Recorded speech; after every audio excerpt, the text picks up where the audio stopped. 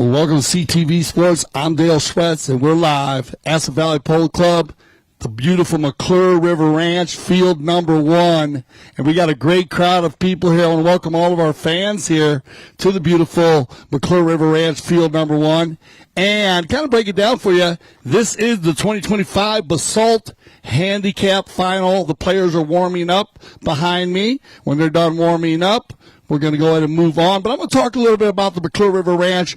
And, of course, we're going to talk about Basalt because this is the Basalt Handicap. If you notice, a lot of our tournaments are named after the beautiful cities that surround the Basalt Valley Polo Club. Basalt Valley Polo Club actually in Carbondale, about 25 minutes from Aspen, about 25 minutes from Glenwood Springs if you're in the area. And on Highway 82, that drive from Glenwood to Aspen is one of the most beautiful drives, I've ever been on in my life. And, of course, all the locals, I talk a lot about this. I'll tell you, it's the most beautiful valley in Colorado, and I believe it. Mount Soper's towering above us. The Mount Soper's Polo Field is working. We're using that field. You play at 9,000 feet, and the peak is right just below 13,000. It towers above us all summer long. It's such a beautiful sight for us and all of our fans that are here. They all know about Soper's Mountain. And, of course, you find your way all the way through Basalt, and you'll find your way up into Aspen. And if you go south, you're going to be right down in Glenwood. We got two teams for you coming in. It's going to be the Satai going up against Mountain Chevrolet today. We had our preliminary matches on Friday.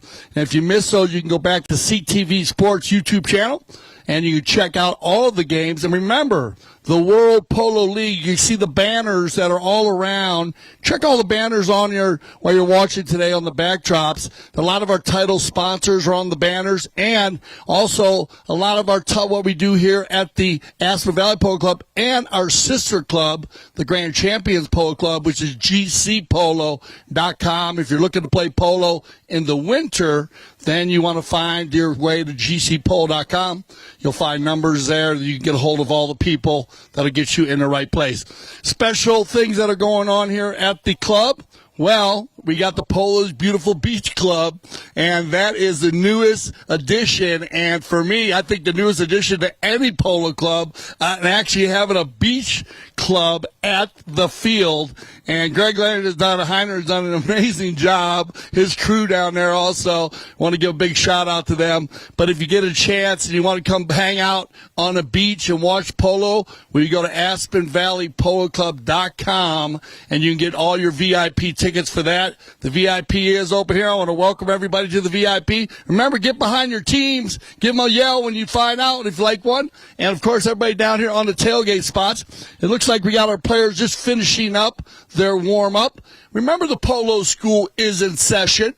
If you're looking to play the game of polo, and you can go to AspenValleyPoloClub.com or GCPolo.com. You'll see Juan Bellini's number on there. Just give Juan a call. And Juan can set you up on a number of things, not just polo lessons, but he can also set you up on Polo on Demand. And you want to check out the Polo on Demand setup because that is one of the most unique polo. It is the most unique polo experience in the world.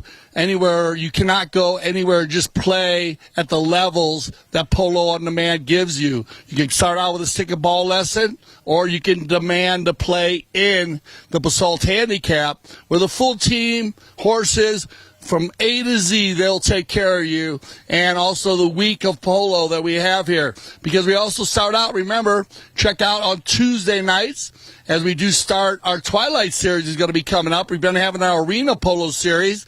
And remember, as it goes through the week, we have our practice games. So if you were in the Basalt, if you were in the Polo on Demand program, then you can also get involved in that, where you play up at Mount Soper's and a number of our other fields here in the area. And then don't forget about Saturday, because if you want to bring a smile to your face, Kids Polo, the Junior Polo Stars, are back in session for our Saturday series from the Aspen Valley Polo Club Field number 1, where it all started 12 years ago. It looks like we got all of our players done with their warm-up, saying hello. I'm going to get to my spot, and we'll get DJ Bird ready to go. If everybody here at the field, if you can stand, I would like to ask you to stand. If you can't, I understand. Gentlemen, please remove your lids. Players can keep all their helmets on for safety reasons. We got everybody lined up here. So please, everybody, here's our national anthem.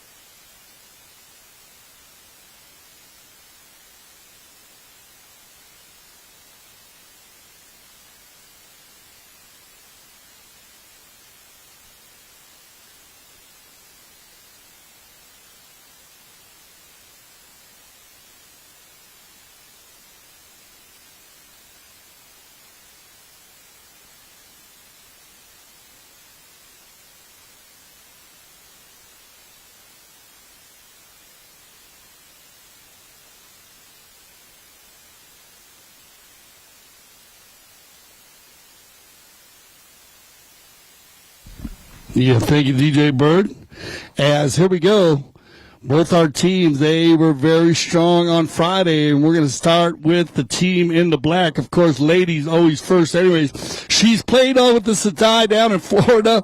She played with the Satai in the U.S. Open. Now she brought the Satai, too, here to Colorado. Please put your hands together for Melissa Ganzi. Good luck today, Melly, and she'll play the number one and captain the team at a very high level. This young guy, I watched him grow. He was shorter than me. Now he's taller than me. Playing the number two. It's a lot of fun to see this guy go. Please put your hand for silver, Novisa Estrada. He is a true young polo star playing with his uncle today, which is going to be very helpful. This guy has been playing stellar polo all day long. One of our high goal players from the World Polo League. Please put your hand together for Alejandro Novisa Estrada.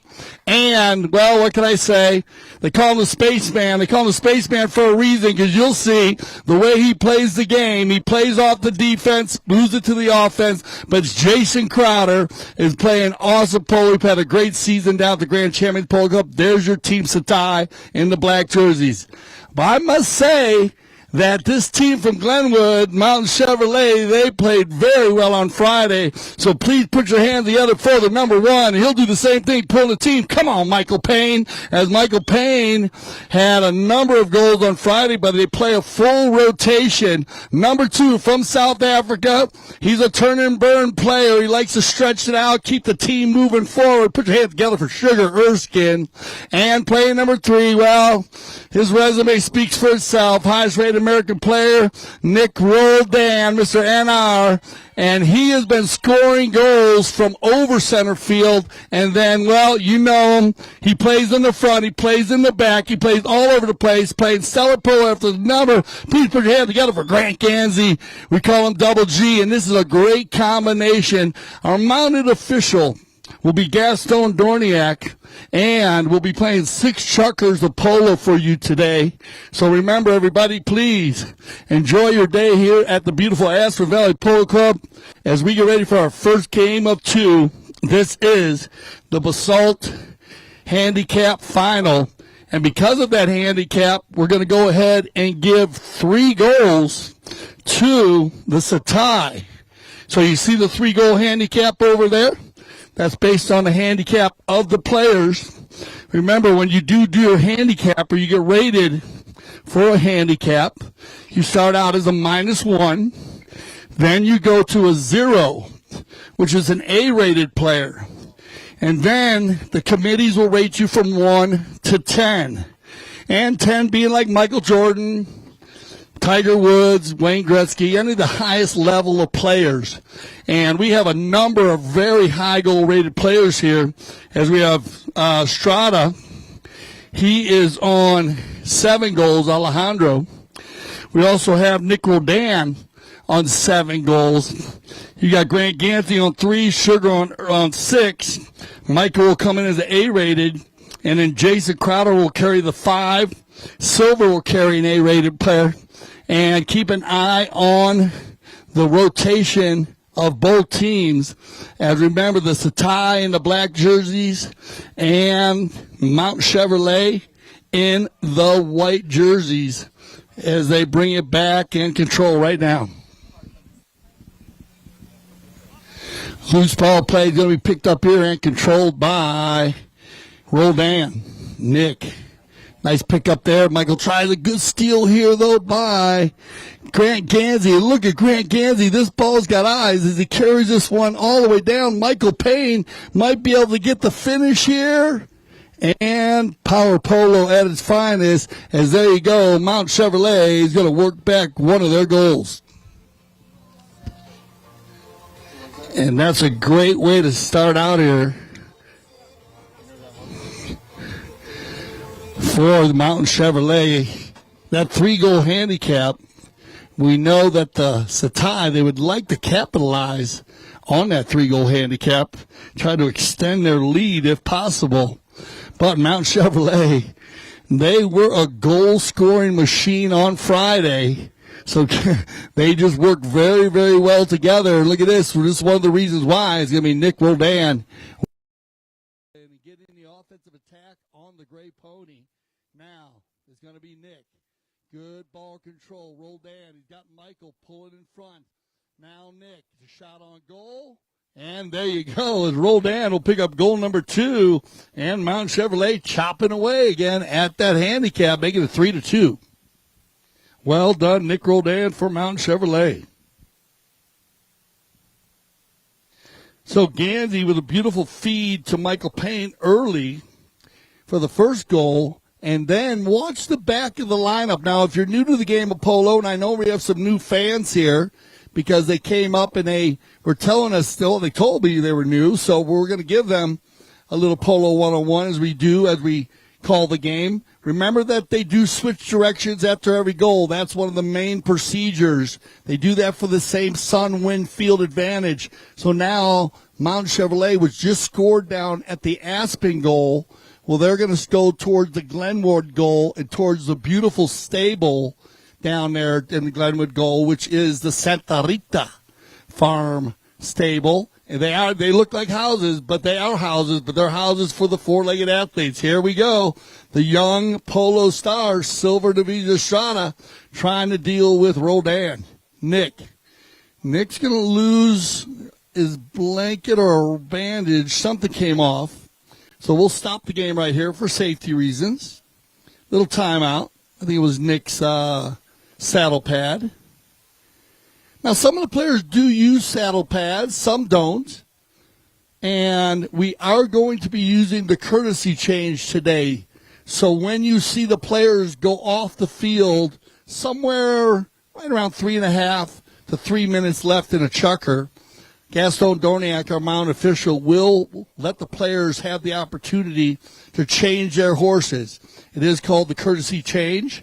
And they want to try to keep it under 45 seconds. It's not a change for the players. It's a change for the horses. Thank you, Gaston Jr., as he's going to go ahead and clean that off the field. Now, during the courtesy change, Nick Roldan had control of that ball. So when they return, we'll have a possession. It's called a fair play possession. It's going to be given to Nick. Now, we got to remember the polo field, 300 yards long, 160 yards wide. And believe it or not, 9 football or soccer fields will fit in the area out there. Nick is going to have an opportunity at about 145, Nick. I hope you're feeling good today. I'm sure you are. But 145 is in range for Nick anywhere. I've seen him score from 165. So he will get an opportunity here. And it looks like we got everybody back on the field. So we'll get this first chukker underway with 3:32 on the clock. Nick, look at this ball. What did I say? Oh, but Alejandro in a good spot. And I like the non-call here. I know it looked like Grant Gansey was riding for the turn there, but that ball actually came off of the gray pony, Alejandro's horse. It switched directions. I'm going to talk about the right-of-way today when we get a foul. But that's the right-of-way play, and it changed. So good non-call by the umpire as we keep it going here for the Satai. It's going to be Melissa. Melly, first opportunity from the 60. Silver and Michael, stolen away by Rodan. Now, Nick, right in front of the Casablanca banner. Check out Casablanca.com if you're looking for polo gear from A to Z. They cover it all. Grant Gansey is the ambassador for Casablanca, the man in the pink helmet out there. Now it's going to be Crowder. Michael, nice neutral play by Crowder, by Michael. That's going to give Nick Rodan the opportunity inside the 60. And there you go, as Mount Chevrolet will get the equalizer.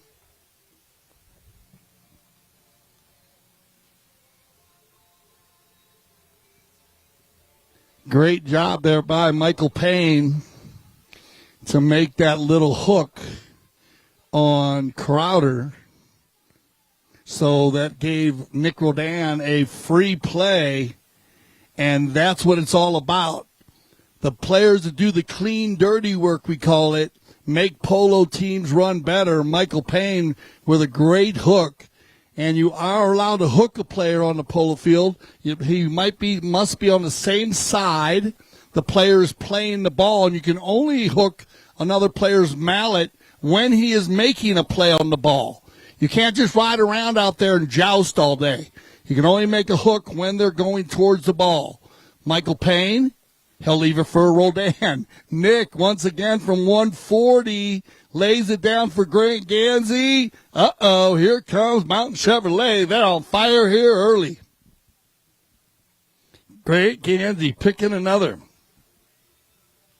Mixing it up well here. Michael with one. Nick with one. And now Grant Gansey picking up one. Nick's got two. Yep, so a doubleheader on Nick, mixing it up very well. So we click down about 50 seconds.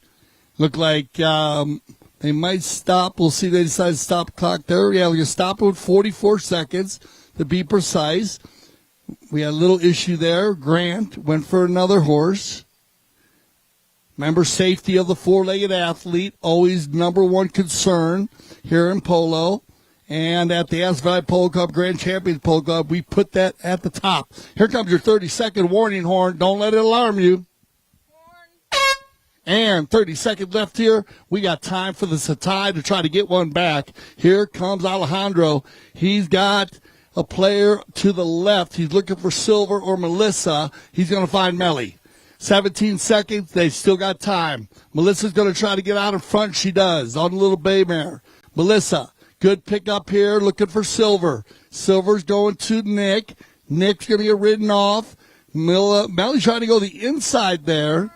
Here comes your horn, and that'll end our first chucker play. So Aspen Valley Polo Club, please put your hands together. Show a little love to all the players as they leave the field, and we'll get them on some fresh ponies. We're going to go to a little commercial break on CTV Sports, and we'll be right back for our second chucker play. This is the 2025 Basalt Handicap Final.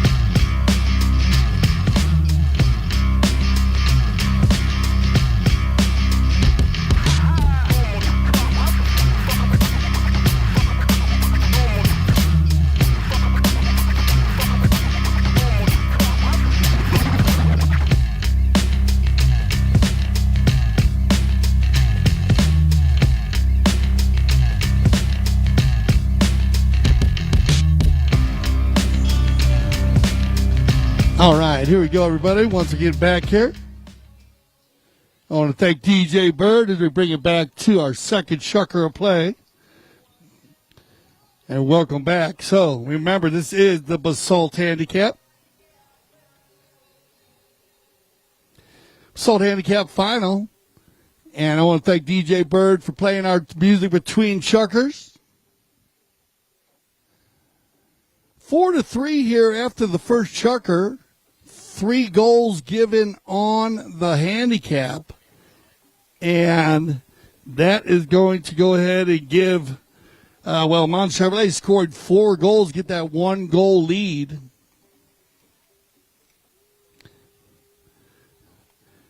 Once again, remember, everybody, the Basalt Handicap honors the former railroad town, which was named for the basaltic rock formations on Basalt Mountain. Basalt is known as a vacation mecca for families and sports enthusiasts in water sports, fishing, camping, hiking, and much more. Located between Glenwood Springs and Aspen, I was talking about that earlier today, the sports and cultural opportunities are only minutes away. Amid the variety of activities, the small mountain town still preserves its original quaint charm. And I'm going to tell you, I embrace that charm. I love going up to Basalt, spending a lot of time there. The fishing paradise sits at the junction of 2 gold medal rivers. So all you fishing enthusiasts, the Frying Pan River and the Roaring Fork River, which begins on Independence Pass, which flows through Aspen. So this is a fantastic place to come, and it is literally right around the corner here for us. A lot of the people that are here today are probably from Basalt. We want to welcome you again. We love Basalt, and as we said, we have a number of tournaments that are named after the cities in the area. We'll have the Emma Challenge, which will be played this year also. But Basalt is just fantastic, so we'll talk about it all day long. We'll see who can take home the Basalt Handicap Final Cup, because here we go, second Shucker action. If you're just joining us, welcome to Satai playing today. The Satai coming out of Miami Beach, an amazing place, and one of our title sponsors for beach polo, the Satai. They have been one of the title sponsors since the beginning, and also played with Melissa Ganzi captaining the team in the U.S. Open this year down in Florida. Here we go. They are playing with Melissa at the number 1, Silver Nvidia Estrada at the number 2, Alejandro Nvidia Estrada, his uncle, playing number 3, and Jason Crowder wearing the number 4 right here on the gray pony in the black jerseys. Mountain Chevrolet. A lot of you people know Mountain Chevrolet out of Glenwood Springs, as Michael Payne will captain the team and play the number 1 position. Playing the number 2 will be Sugar Erskine. Number 3 will be Nick Roldan, and number 4 will be Grant Ganzi. Remember, polo, it is like hockey on horseback. A lot of people use that analogy. You will see full player rotation. The numbers do not mean anything. As you notice, Grant Ganzi wearing the number 4 today, but actually coming up into the front of the game, you'll see that rotation all day long. Now, the Satai, they will use a little different kind of a rotation. They'll mix it up, but you'll see it's kind of a change, and you always want to keep your the opposite team guessing on how you're going to do it. We have a blocking foul here. So now remember the right-of-way, everybody. We were talking about it. The right-of-way is the imaginary line that the ball makes once hit. So wherever that ball is hit, whatever angle it is hit at, it does create an imaginary line. Well, it creates a highway like Highway 82. You must not impede the player following the ball. And if you get there before the player following the ball, such as Nick does right here, then Crowder needs to turn and give him 1 play. Nick, got to control this one now, hitting on the left side of the pony. The near side, which is the hardest shot in polo, will go to Michael, and he'll take it forward on the offside on the right side, but that ball is going to go just off the field, and we'll have a knock-in. Now, every time the ball does go wide, it is a knock-in, and it is a missed goal. Now, the goalposts are 24 feet apart, 8 yards from post to post. They're about 6 to 8 inches in diameter. So they must hit the ball between the posts. We're going to get a timeout here. And trust me, you think that goal looks big.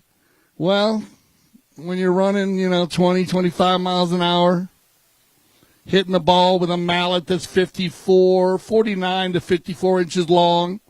Now, they do hit the ball with the side of the mallet. A lot of people ask me about that. They do not hit the ball like you do in croquet. And if you can do that at 25 miles an hour, then you'll have no problem playing polo. But they do hit it with the side, the way the mallets are set up. Each player will choose different mallets, different sizes, lengths, and weight. Also, the grips. They'll change the grips around. Some players like a small grip. Some players like a large grip. They also have a sling on the end of those mallets. That will go around their thumb and around their hand, not around the wrist. They don't want the mallet to be caught up on their wrist if they get in a dangerous situation. The mallets go around the hand, and that way they release very easy when they need to be released. Penalty shots are going to be the penalty one, which is an automatic goal. That's a foul in front of the goal when you're fouling a player who's scoring a goal. They give an automatic penalty one, they give a goal, and then they switch directions, and they move that ball to center field. On penalty two, which you're probably going to see today, is an open goal, and it's from 30 yards out. A penalty three is from 40 yards out. It is still an open goal, undefended. And then you'll see the penalty four, which is a 60-yard shot, where they may defend it, but all players must be 30 yards in front of the ball. A penalty 5 is from center, and a penalty 5A is from wherever the foul is committed. And we'll talk more about those fouls as they occur during the game today. Once again, we got everybody back on the field, and away we go.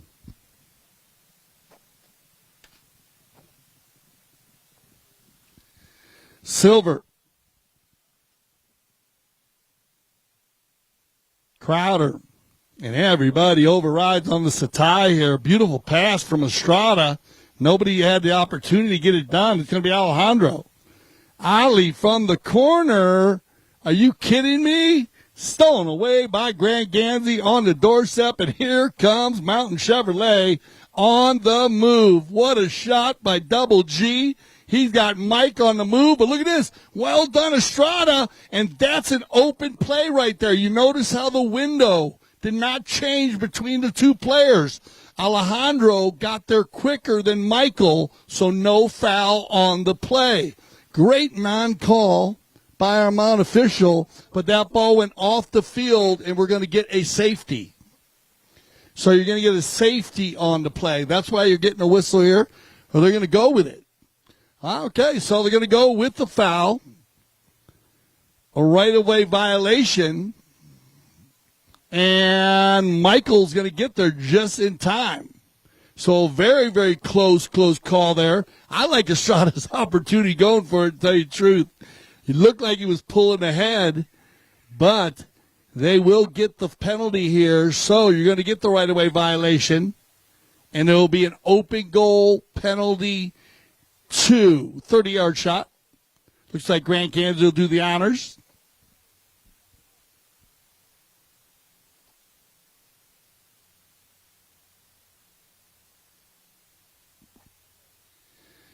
Grant walks up, no problem, and Michael Doyle looks at it, so Mountain Chevrolet will pick up another goal here on the right-of-way. Very close call there, as both players going fast and furious down the line.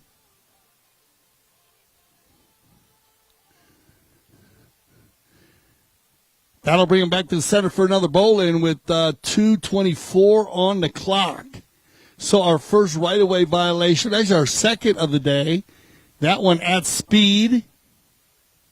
And the other, another blocking play. This will be picked up by Melissa Gansey, and Melly will control. Melissa looking for Estrada. Alejandro picks it up on the near side. Now he's got Crowder.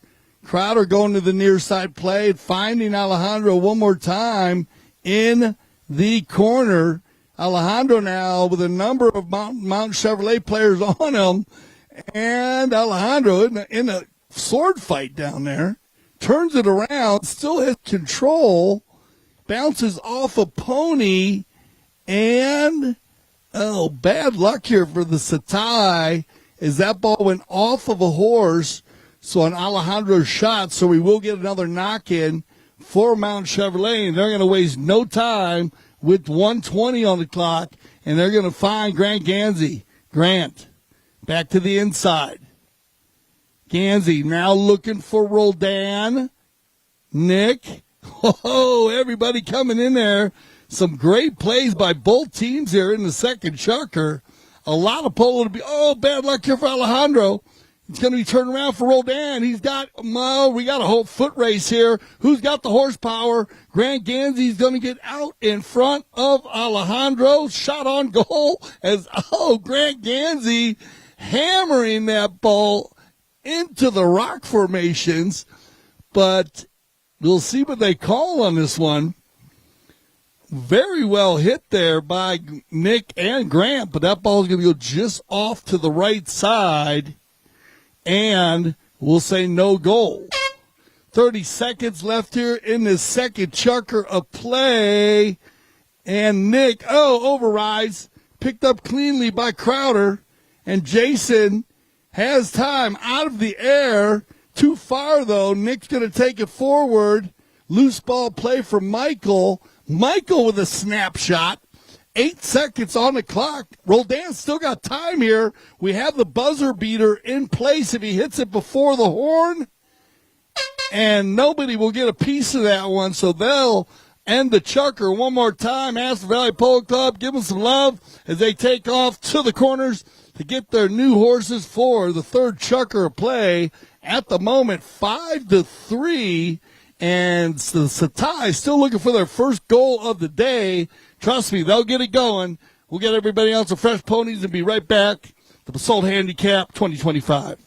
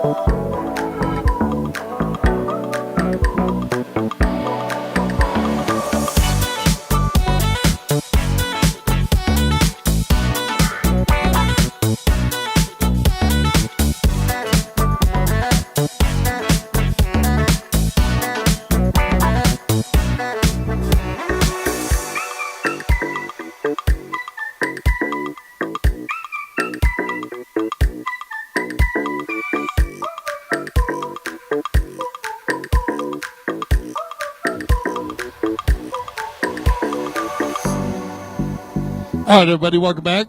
Third chukker action. And so let me explain the buzzer beater, everybody. Everybody knows in basketball, if they shoot the ball before the horn and the ball's in the air and it goes in the hoop, that's a goal. Well, we have the same play here in polo. If a player hits the ball before the second horn goes and that ball travels through the goal or off the field or wherever it might travel without another player touching it, then the next play will continue from that. Nick Roldan shot at the goal. The ball actually went off the field on the buzzer beater play, just wide to the left. And we'll start with a knock-in for the Satai. As bad luck here, this one's going to hit Melissa, bounce off her pony, right to Grant. Grant uses the back shot. Michael Payne is going to come from left to right there, and now you're going to see a perfect right-of-way violation.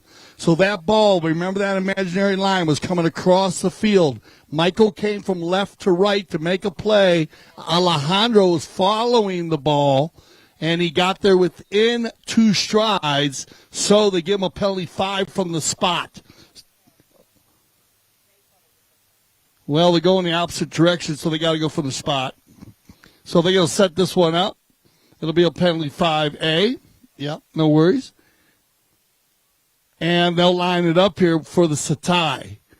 So we'll see if they can get it going here. Basalt Handicap final. I'd like to welcome everybody here down the tailgate side. Looks like we've got a good group there. Welcome everybody to the VIP. Grab yourself a great spot to watch. Get behind your team, let them know. Take a walk down and check out the Polo's beautiful beach club also. You might want to set up a weekend down there with your family in a nice area. Come in some beach attire. Get yourself a cold plunge. Watch some polo. Here we go is Nick Roldan. Remember what I said, everybody, keep an eye on the ball as they come flying across the field here. Roldan in a battle with, oh, look at this little play by Nick Roldan. But he snaps back to the farm, picks up his own back shot. Now Nicky, oh, yeah, y'all like that, don't you? Nicky on the move. Nick going to the inside, looking for Michael Estrada. Good pickup by number 3 in the maroon helmet. Excellent defense as he carries it back towards the Casablanca sign. Next shot coming, nobody home. It's going to be Roldan. Nick backing it. Oh, off the pony. First man to get there. Ooh! And we get a little bit of a rub.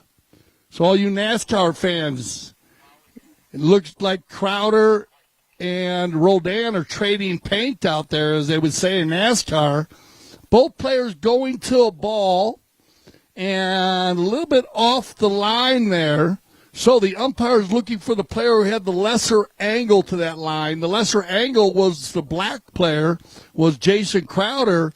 So they're going to move that ball down to the 60-yard line.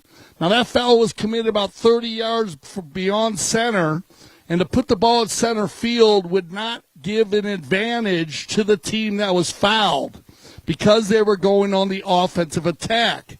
So in that case, the umpire is going to move it one more spot.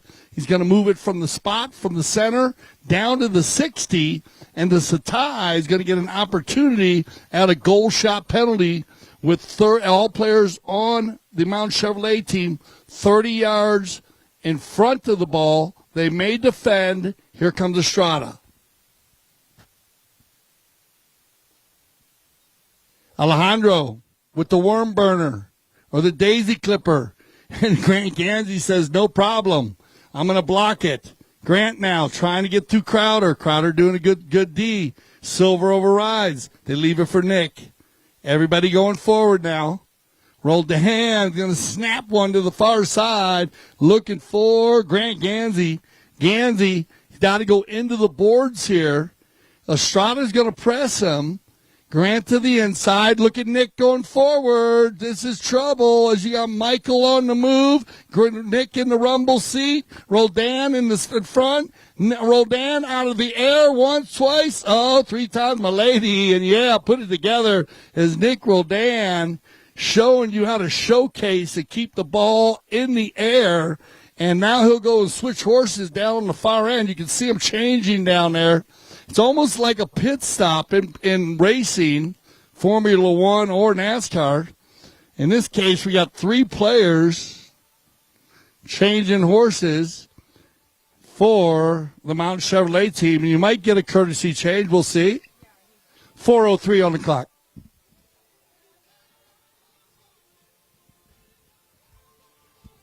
So they'll let everybody get on some fresh legs. Remember, Basalt, nestled in the heart of Basalt, there's a collection of stunning properties that are perfect for picturesque mountain living, from riverside retreats to equestrian estates. Basalt is an effortless blend of natural beauty and luxury. And also remember, every Wednesday, Basalt is the place to be for concerts down there. So you can make yourself down there. Come on down. Free to the public. I went for my first concert this week. A lot of fun.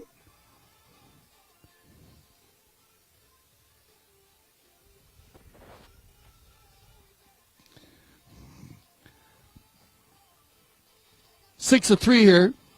Satai still looking for their first goal. A little interesting. They've had some opportunities, but they have not been successful yet. Mountain Chevrolet covering all parts of the defensive side of the coin. Looks like we got all of our players back on there. A little bit longer on that courtesy change as we had some players down on the far side. We had a collection of players up on the Aspen side, and then we had a group down on the Glenwood side, down at the Santa Rita stables. Remember, the stables are private, and the club is private, but during our games, it is open to the public, and we are so happy that the local community has embraced the polo, because like we say at CTV Sports, we love the polo, and we know that the fans have been loving the polo here in Colorado. Let's get it going here. 3:50 on the clock, third chucker action. Still got a chucker, 3.5 chuckers left, so no need to really worry about things for the Satai. They just need to get this offensive attack going. Picked up cleanly by Erskine. Sugar. He'll run the turn. Get ready, everybody on the sideline. Please keep an eye on the ball and the horses. Here they come. Full speed. This is a breakaway play. Look at these two horses go. Sugar and Crowder rolling down in front here. A good 30 miles an hour. Erskine 5 in a row on the near side. Are you kidding me? Override. Can't take it to the hoop. Turned in closely. Controlled by Estrada. Nice try by Gansey. Trying to get the steal. Grant's got no play. He's got to give Alejandro one play. Now Ali looks for Crowder, and it'll be Jason looking for Silver. He's got him. Melissa will fall into the rumble seat. Here comes Silver on the move. Got to get to Sugar. Sugar opens it up nicely. See how he changes the angle. That way the ball will go right to Roldan. Nice little 5-yard one out to the scoreboard. Michael Payne on the move. Michael, that's a nice pick up here on this little bald-faced pony. Little pony, but scampers down the field. Picked up cleanly by Crowder, and he'll find Estrada. The passing has been very, very strong here by the Satai. They just need to get this offensive attack going. Estrada looking for Silver or Melissa. A little too short. And, override by Roldan. A rare miss by number 3. And Silver will work it down. Silver, once, twice, still has control. Estrada has to deal with Michael. Gets hooked by Roldan. And a whistle on the play with 1:47 on the clock. So uneven ride-off there. And we're going to move this one into the penalty 3, and let's talk about the ride-offs. You are allowed to ride a player off in the game of polo, which means you are allowed to trade paint or come in and make contact. You must be less than 45 degrees, same relative speed, and you cannot be too far in front or too far in behind. You need to be somewhere in the middle. It's all based on safety. And you are allowed to make that play, and it is a huge play in the game of polo, the ride-off. In this case, a little bit behind the saddle, a little bit off speed. So they're going to move the ball from the spot past the 60 to the 40, and we're going to get an open goal penalty 3, and Melissa Gansey will get an opportunity here with 1:47 on the clock to get to tie on the board to make it within 2. Here's Melly.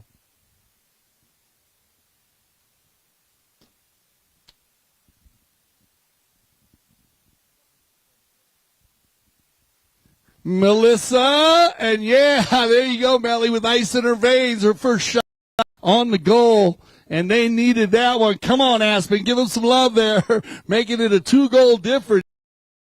Into this, that's what you need. Melissa's first of the day, and not an easy way to start out.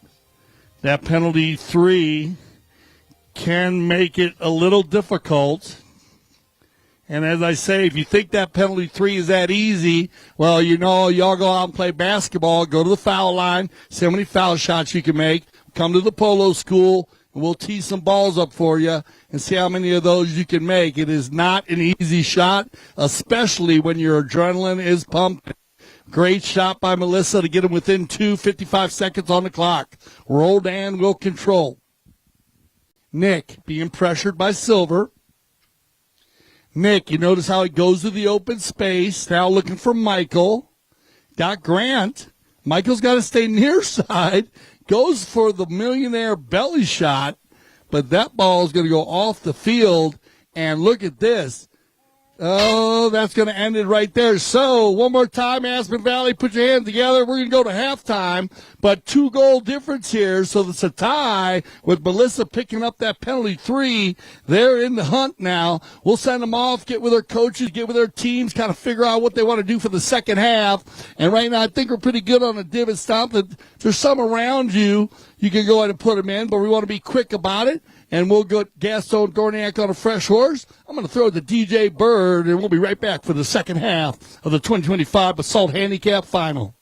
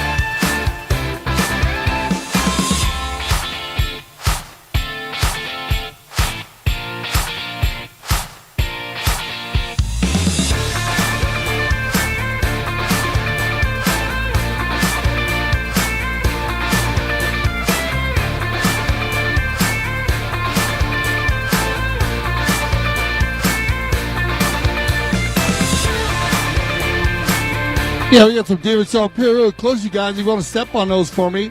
Right here, you guys right here. You guys want to help me with these divots right here? You don't mind? Remember the divot stomp in polo. Polo is the only professional sport in the world that allows their fans on the field at halftime. The divot stomp isn't traditional, but it also does help put the field back together. So if you see some divots that are out there close, thank you a lot. We really appreciate you coming out, helping it out, keeping these fields looking good as we have a long season ahead of us. So once again, thank you. We got some down there by the beach club. And I want to thank our field crew doing a great job keeping it going. And thank you to the fans. We got a great group down there. Thank you guys for coming out down there. Thank you, my man. I appreciate that. Thank you, bro.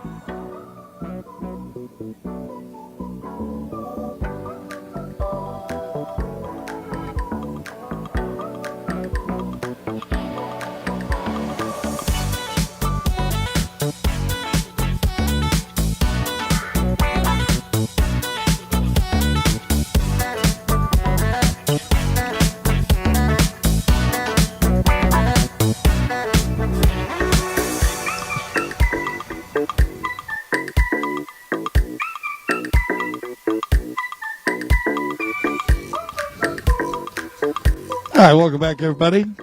I want to thank DJ Bird once again. And I want to thank all of our fans that helped us out with our divot stomp there. Thank you. Thank you, G-Money.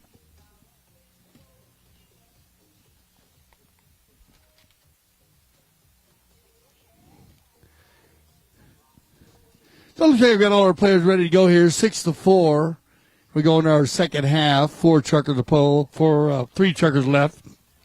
And remember that this is the Basalt Handicap Final. And we're going to go ahead and give some, talk about some of our tournaments here. We got a lot of tournaments going on here. The remaining tournaments, we have the Emma Challenge, which, you know, Emma, nice little town down here. If you blink, you'll go by it. But we got a number of tournaments for every weekend here. So Sunday is always our big day. If you want to watch polo on Friday, we do start at about 10 o'clock in the morning over at field number 2. And there you can bring your own chairs and kind of tailgate, kind of watch the semifinal games. And then they all compete to see who's going to make it here to the finals. We got everybody back, and if you're just joining us or you just got here to the club today, there's 2 teams out there. We got the team in the black, and that's the Satai, the beautiful beachfront resort in Miami Beach, Florida. And then with Melissa Ganzi playing the 1, Silver Divisa Estrada playing the 2, and so we got a shot on goal that just went right. Alejandro Divisa Estrada played the 3. He's the uncle of Silver. And then Jason Crowder wearing number 4 today. They're going to come in, and they got 3 goals on handicap today. And then in the white, we have Michael Payne for Mountain Chevrolet out of Glenwood Springs. And they have, at the number 2 position, Sugar Erskine. Number 3, NR, Nick Roldan. And then number 4, Double G, Grant Ganzi. And they played a really good first half. Melissa finally got an open goal. Wow. Are you kidding me? Estrada here misses the back shot, but has no problem reaching back, grabbing the ball, and look at this drive. This is 130 in the air. Remember, 150 from the center to the goal line.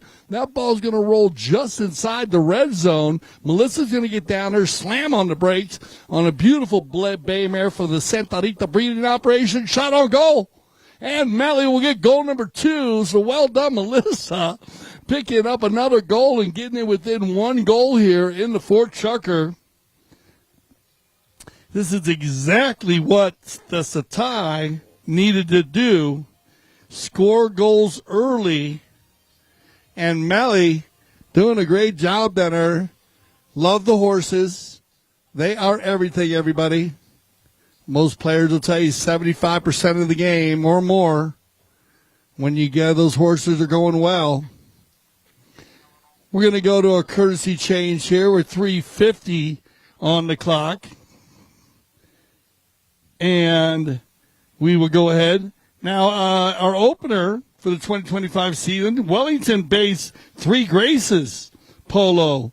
They were making their Aspen debut. They won both tournaments, the Independence Cup with Rebecca Cohen, Nacho Navija Strada, Nick Roldan, and Juan Bellini. And then they won the Chucker TV Cup with Rebecca Cohen, Nick Roldan, Alejandro Navija Strada, and Nacho. So that was a good, strong team.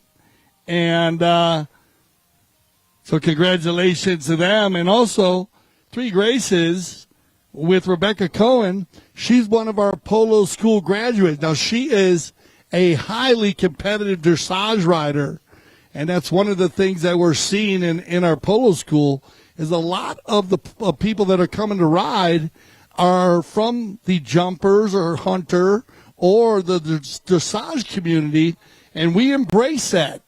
We embrace riders that come from the different disciplines. I myself had the opportunity going to Culver Military Academy to be able to work and ride all the different disciplines. I think they help you so much in polo because if you can ride better or you can't ride, you can't get to the ball, you can't hit it, they say. So get ready if you are a player rider and come on in and try a lesson. As we got everybody back on the field with 3:50 on the clock. We got a 1-goal difference here. We got a match. On the move, Crowder. Stolen away by Roldan. Melissa goes for the hook there. Nice try. And Nick will work it down right in front of the Chucker TV banner. Steal it in front of the Aspen Valley Polo Club banner. Take a shot from like way out. Oh, are you kidding me? Put your hands together once again. Nick Roldan and our dialed in here. Scoring from easily 120. And then remember, the field's 160 yards wide. So you got to put another 10 on there. So 130 from Roldan. And he's going to get a 2-goal lead here as we click down to 3 minutes. Unbelievable. We talked about it. He said he was ready to play. The horses are looking great. His team is doing a fine job. Keep your eyes on the ball, everybody. Keep your head on a swivel as there's horses and balls riding everywhere up and down the emergency zone here. Big ball by Roldan looking for Michael Payne. Oh, power polo at its finest. That's the way you get it done, everybody. 160 yards, 2 hits, one from Mike and Nick to Michael. That's called drive for show, putt for dough, all you golfers. I love it. That's the way you should play the game. The ball moves faster than the horses. Well done, Michael. Good spot. And they were dialed in on Friday, this combination here. All of them. Grant Gansey was hitting the long ball to Nick, to Michael, and so was Nick. Here comes Alejandro, though, and Silver's got an opportunity out in front on the chestnut mare. Come on, Silver. There you go. Drop it. Oh! It might be just wide. Or definitely over the post, so it had to be wide or over. We're going to say it wide. Now, remember, we have our umpire on the field, but we also can go to our CTV Sports studios if needed, where our professional producers that are working in the studio, who also play the game of polo and work in the polo school, have the ability to use the drone and all of the camera angles to help us make the 100% call. The 100% call will be Gaston Dorniak. He'll come to me for the second band. And if we need somebody, we will go to the studios. Broken mallet here, and Crowder's going to try to get there. And loose ball play as Jason still doesn't have a head on his mallet. You might get a whistle here now. So we do have a procedure in place for the Aspen Valley Polo Club and the Grand Champions Polo Club. Now, if you do break a mallet, in some leagues, you just play and you have to go get another mallet. So it's like changing your tires in NASCAR or getting some gas. But you get no time out for it. But we have the gentleman's rule put in place, which I love this rule. as long as your team can get the possession back. Now, Gaston Dorniak, our mounted official, let that play go because Grant and Nick had control when Jason broke the head off his mallet. They missed the ball, and then Silver got control, which gave him the opportunity to blow the whistle, stop the clock, let Jason grab a new mallet, and make it more competitive, keeping it 4-on-4. This is the procedure that we use here. You can use those procedures in your club, as we're always looking here at CTV Sports, Astor Valley Polo Club, Grand Champions Polo Club, to adapt the rules to a better, higher game. That's what it's all about. We all got to look into the future, and evolution is all what it's all about. So you need to evolve. It's going to be picked up here. 30 seconds more coming. Now it's going to be Estrada. Alejandro off the pony of Nick. Bad luck there. Everybody, certainly a great play by Crowder to find Melissa. Melissa's got time here. 14 seconds. She's going to take her time. She's still got time with 10. Shot on goal by Melly with that ball carry. She's got time with 5. And she's going to get one here, I think. Oh, it bounces off the pony. And did it go in or not? I don't think so. I think bad luck there. As the Satai was taking it in, it looked like it bounced off the pony, which it does happen in the game of polo, but they will get a bowling. So when we return for the fifth chucker, advantage will go to the Satai with a bowling right in front of goal. Stay with us. We'll be back as commercial break.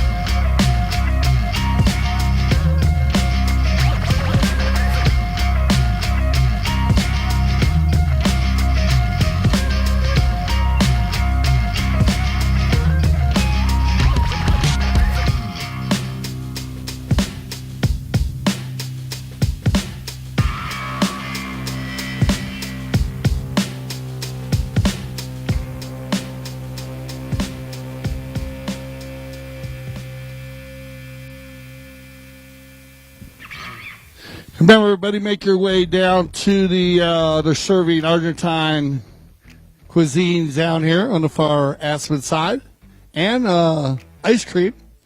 And then remember, find your way down to the merch tent. If you have the merch tent, you can buy yourself some merchandise for the Aspen Valley Polo Club, Snow Polo, and the Grand Champions Polo Club, World Polo League. Find your way around the club. There's a lot of different things going on. Enjoy your day here at the Aspen Valley Polo Club.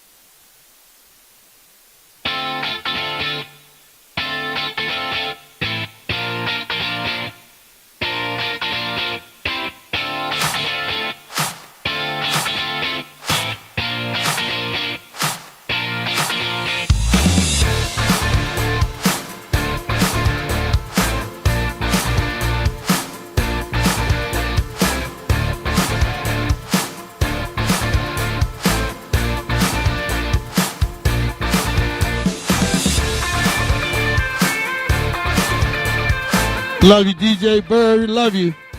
Here we go, everybody. We're getting ready for this fifth sharker. DJ Bird always keeping it going between sharkers. He is a fixture here at the Aspen Valley Polo Club. We're always proud to have him. Now, they're going to be bowling this ball in, you guys. If you look down there and you see that sign that says Santa Rita, that sign means a lot because the Santa Rita Polo Farm is down in southern Florida, 102 acres, one of the most pristine polo farms in the Wellington Polo area. It is just unbelievable. And then it also is a part of the Santa Rita breeding operation where they breed a lot of these polo ponies. Yeah, they're polo ponies. They call them polo ponies. They're not ponies. They're horses. And they use their thoroughbred horses. They used to use a lot of these horses off the track. Now they are breeding these horses directly for polo. They use embryo transplants, most of the breeding operations, and they use the eggs from the best moms, and they use the studs that they love at their breeding operation. The Santa Rita breeding operation located in Ocala, Florida, and also down in Wellington, Florida. And they are going to go coast to coast here, the Mountain Chevrolet team, as we had bad luck on the bowl-in right down in front to start the fifth. It bounced out of bounds. They got the bowl in there, and Nick Roldan will pick up another one and a true coast-to-coast like butter on toast run. Everybody getting involved on that one. Not a directly straight run from one player, but all four players getting involved, making it 9-5 with a 4-goal lead. Stolen away by Sugar. Erskine, he'll drop this ball. Backed up cleanly by Silver. Well done, Grant Gansey, out of the air 2 times, but it's going to get controlled by Crowder. Jason, he'll leave it for Michael comes flying in there. Estrada's got time to do his thing. He'll turn it around and control. Alejandro on the chestnut pony. Still has room to work. Michael will press him. Now looking to go down the center. Off the back of the pony. Good ride off by Silver. Melissa in the rumble seat. Estrada going forward. Silver. They leave it for Melissa. Belly gets a piece of it.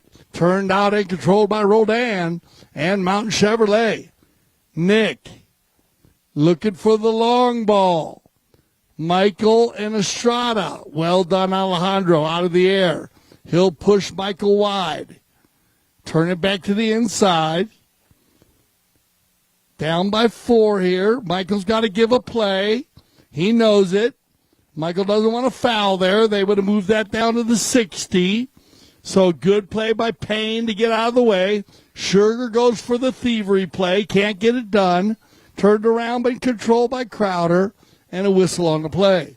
3:47 on the play as they all come together.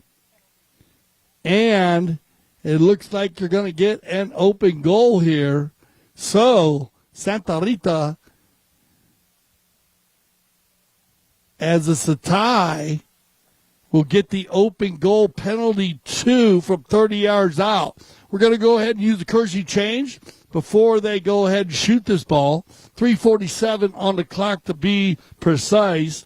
Among the season's highlights at the nation's fastest growing club are the new Polo is Beautiful Beach Club. So take a look at the Beach Club, Dr. Dave. And Dr. Dave here, and we'll be seeing you later, my man. Always good to see Dr. Dave Jensen here. You can check him out in El Jabal. He's one of our fixtures here. He keeps all the polo players going all season long. Dave, good to see you. We love you, my man. And he got a great crew out here. Brought the whole family out. The Aspen Valley Polo Club, not just the Beach Club, is I see some loungers down there. I'm a cold plunge guy, so I don't know if you like the cold plunge, all the fans here, but I love the cold plunge. My wife Stephanie loves the cold plunge also.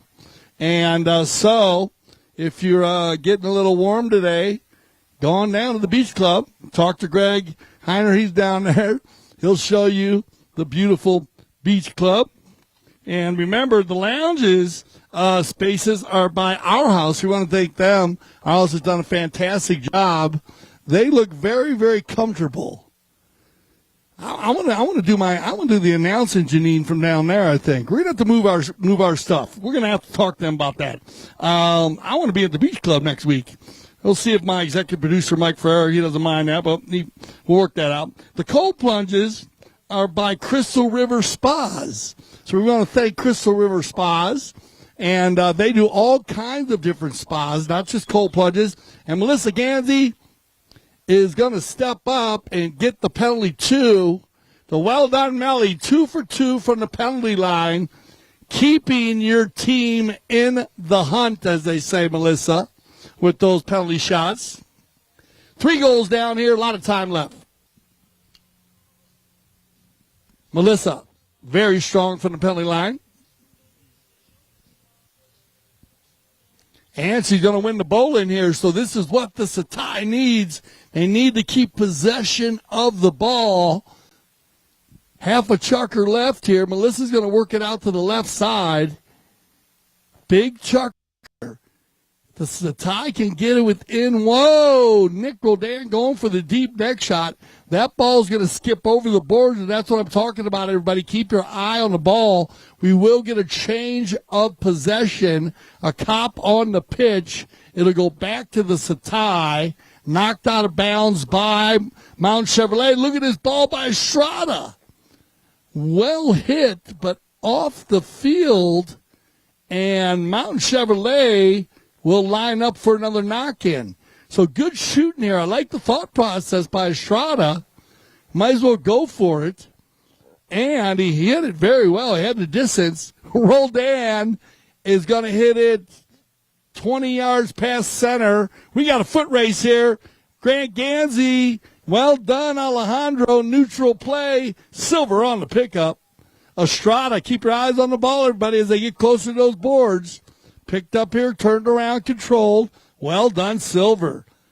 Silver, Naviza Estrada, keeping it moving here. Gets a little help from the pony. Now he's got to deal with Nick. Crowder reaches way back. Nick's got time. He's going to take it under the neck. Crowder's got to give one play here. Nick from a standstill is going to launch 180 yards. Now looking for everybody with mallets in the air. And we will see what our mounted official decides here with 134 on the ball. So we're going to have a blocking foul against the Mountain Chevrolet team. And that's going to give a penalty 5A from the spot. Remember those spots I told you.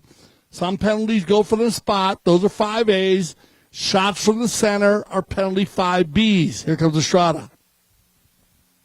Estrada on the outlet pass, right to Crowder. 134. A goal here would be great for the Satai. Looking for Silver. Oh, off the pony. Grant Gansey, what a horse right there. That's that Santanita breeding operation pony. This little bay pony slammed on the brakes like a Porsche going through the city. Picked up here, turned around. Crowder, we got a breakaway play. 3-on-1. Oh, no.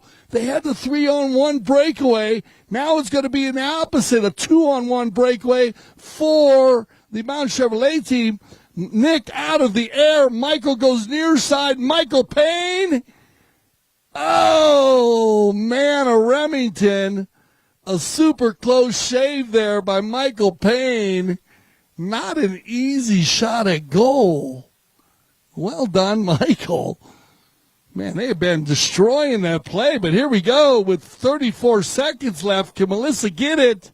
Sugar's going to get it. They'll work this one down, only down by 3. That's not going to be bad, but they still have time here. If Sugar can get control or Silver, now it's going to be Nick.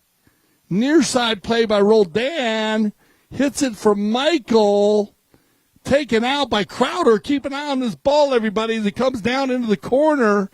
Crowder's going to try to get it down, gain a few more yards here with 4 seconds on the clock. And that'll end it right there. So when we return for the sixth and final chucker, everybody, we will have a bowling right down inside. We'll get on some fresh ponies, and we'll be back. 9-6. Can the Satai come back?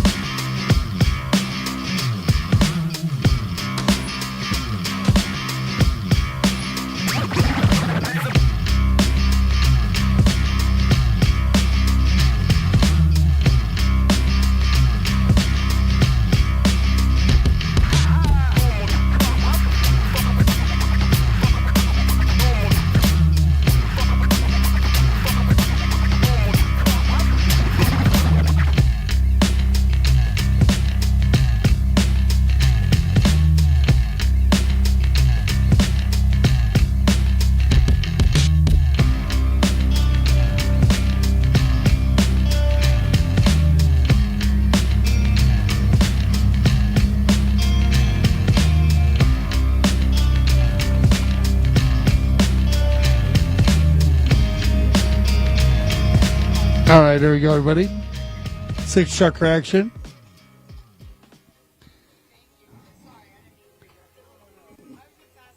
They are going to bowl in down at the far side. There'll be a little bit of a advantage for the as they take it down in the corner.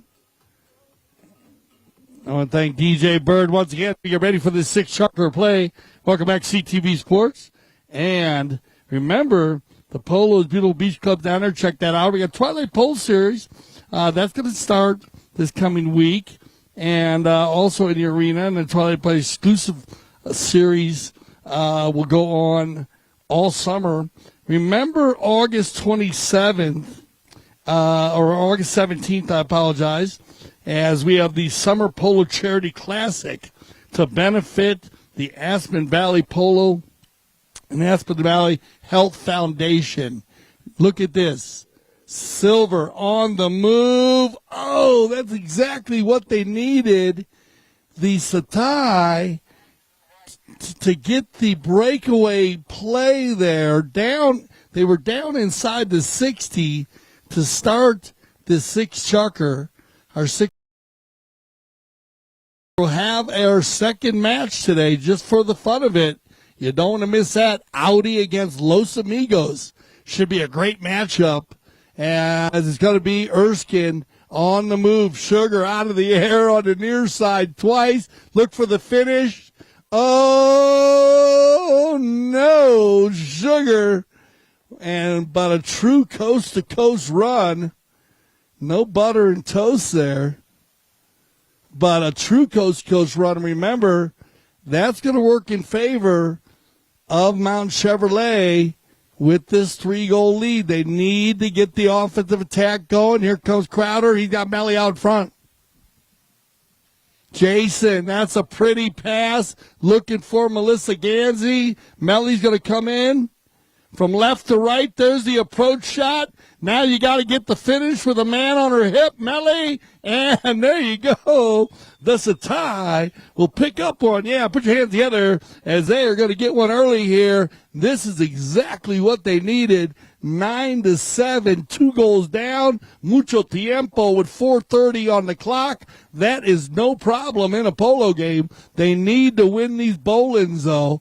Every bowl-in from here on out is crucial to winning this game. Mountain Chevrolet knows it, and so does the Satai.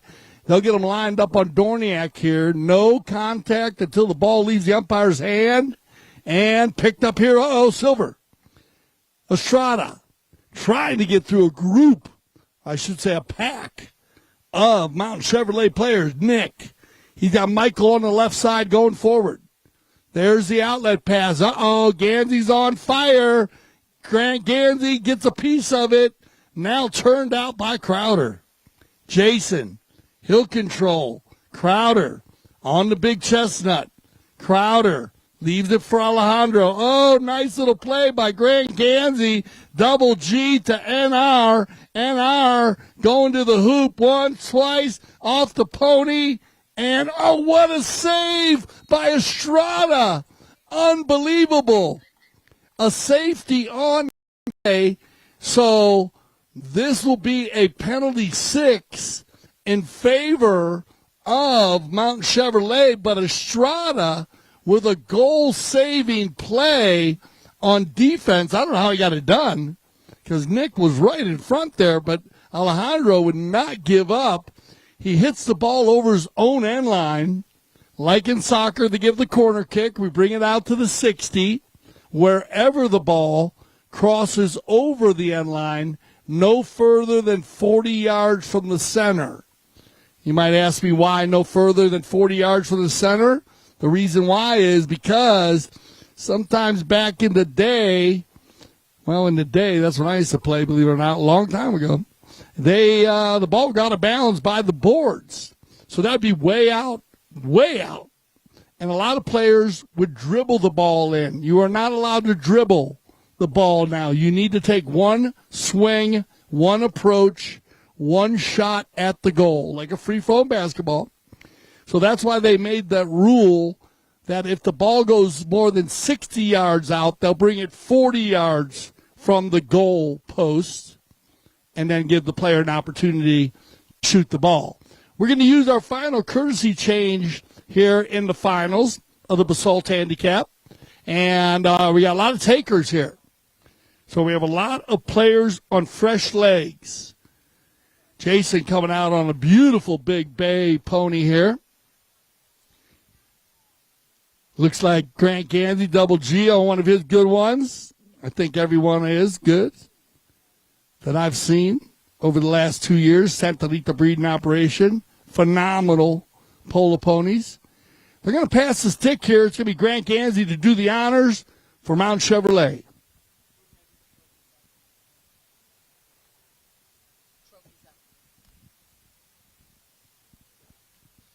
Grant Gansey online here. Right to Sugar. And Silver will escort that ball off the field. And let's see, with the clock ticking down, the Satai still not in a bad situation here. Down by 2, 3 minutes left. A goal a minute is always possible. Here comes Crowder looking for Silver. Estrada goes near side. Out of the air on the back shot. Well done by Sugar. He'll find Nick. He'll change the field to the left side. towards Highway 82, looking for open space. Now on Nick, looking for the long ball, not the shot he was looking for. Turned out by Crowder. Grant's got to give one play. Backed up cleanly. Michael, got to stay near side.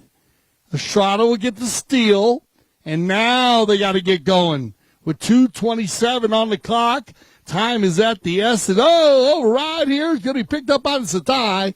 Now look at Crowder. He's going to find Alejandro. This is what they need. They need to get a goal here to keep it in a realm of win-tie situation. They leave it now for Crowder. Michael comes back on defense. Crowder on the give and go back to Estrada. Alejandro on the gray pony has time.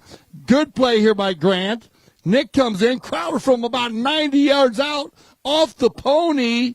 Stolen away by Sugar. Good defense by Mountain Chevrolet. Looked like the Satai was on their way in there. Silver trying to make a play. Grant will back it up cleanly. Who's got the horsepower? Looks like Michael. Well done, Michael Payne. Playing well today. Michael keeping it moving on the little bay pony. He's got Nick on the rumble seat. Roldan coming in hot. Out of the air, Roldan. Are you kidding me? How does he do that? I still don't know how he does it. He's flying down the field at 30 miles an hour. The ball's going to go out of bounds, but as they said, the clock goes tick, tick, tick, so that's going to help. Clean knock in here by Estrada. Nick trying to come in. Watch out. It's going to be Grant, but Nick's going to follow through. Good teamwork. Now Roldan. And Nick's going to snap one from 120, and that ball will roll out of bounds once again and again.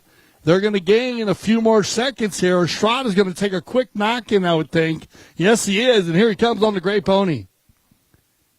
Alejandro. Nice pickup. Got to deal with Michael. Michael's just going to shade him here. I can hear Roldan out there saying, don't foul, everybody. Don't give up a foul. 30 seconds left. Nice play there by Gansey. Picked up here, controlled by Estrada. 2 goals down with 21 seconds on the clock. They might get one more, but it looks like Mountain Chevrolet is going to hold on here.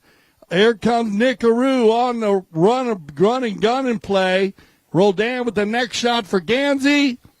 The clock will expire with 5 seconds. Grant will just fire it down one more time. And there's your second horn, everybody. Put your hands together as Mountain Chevrolet out of Glenwood Springs is going to hold on here today. Michael Payne, Sugar Erskine, Nick Roldan, and Grant Gansey, 9-7. The Satai made a little bit of a late run there. Melissa Gansey keeping them in the game on her penalty shooting. But a great game by Mountain Chevrolet. We want to thank our Mountain official Gaston Dorniak, all of our team here at CTV Sports. We're going to go to a little break here at the Aspen Valley Polo Club and on CTV Sports, but we're going to come back and in about 10 minutes, 10 minutes for our trophy presentation, and then we'll go right into our second game, everybody. So if you're here at the club, down here tailgating, please come down when you see the players come up so you can get up close and personal with all the players for our trophy presentation. Then we'll get our second game going once again. Thank you for coming out to the Aspen Valley Polo Club. Congratulations, Michael, and the Mountain Chevrolet team. I'm Dale with CTV Sports. Back for our trophy presentation. Stay with us.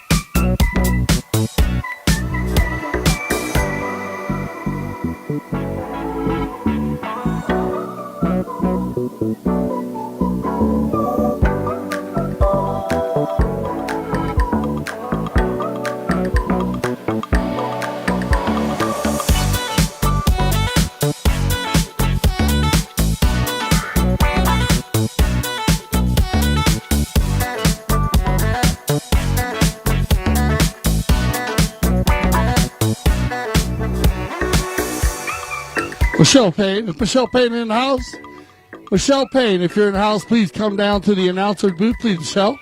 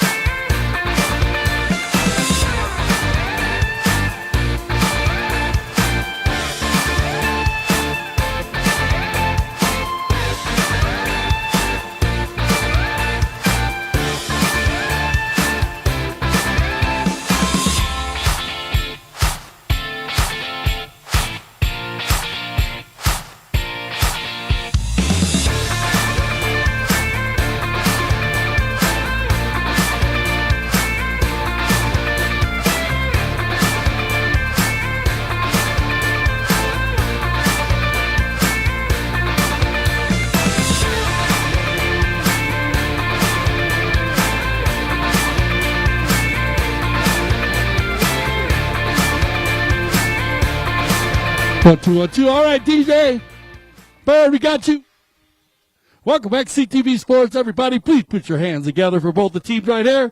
And we got the Satai, and, of course, we have Mountain Chevrolet. We're going to go ahead. Well, first I want to thank Michelle Payne and Michelle Marshall. Please put your hands together for two beautiful ladies here helping us with our trophy presentation. Michelle Barry Michael, and, of course, Michelle Grant Ganzi's fiance. Nice to see you. But we're going to do the best playing ponies first, okay, ladies? We're going to do the ponies first. So put your hands together, you guys, for the American Polo Horse pony here as they come in. And this is Spring Bop, and she is beautiful. And please put your hands together for Chaco, who's bringing her in right here.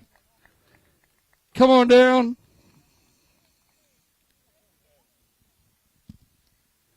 Played here by Sugar Erskine. Beautiful pony. And Sugar, well done, Sugar Cabin. What a beautiful, thank you, Chaco. And, of course, she's owned and bred by the Santa Rita Polo Farm, and she came from, this mare comes from Javi and Mutu. So what a beautiful horse there. Now, the best playing pony for the 2025 Basalt Handicap. Please put your hands together for Moon Quartz. And this is a beautiful mare owned. Who's played by Grant Ganzi. Please put your hands together right here. Unbelievable. Beautiful mare.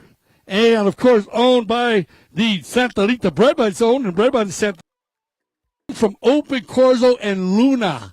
That's her fairy. And there you go. Get up there, Michelle.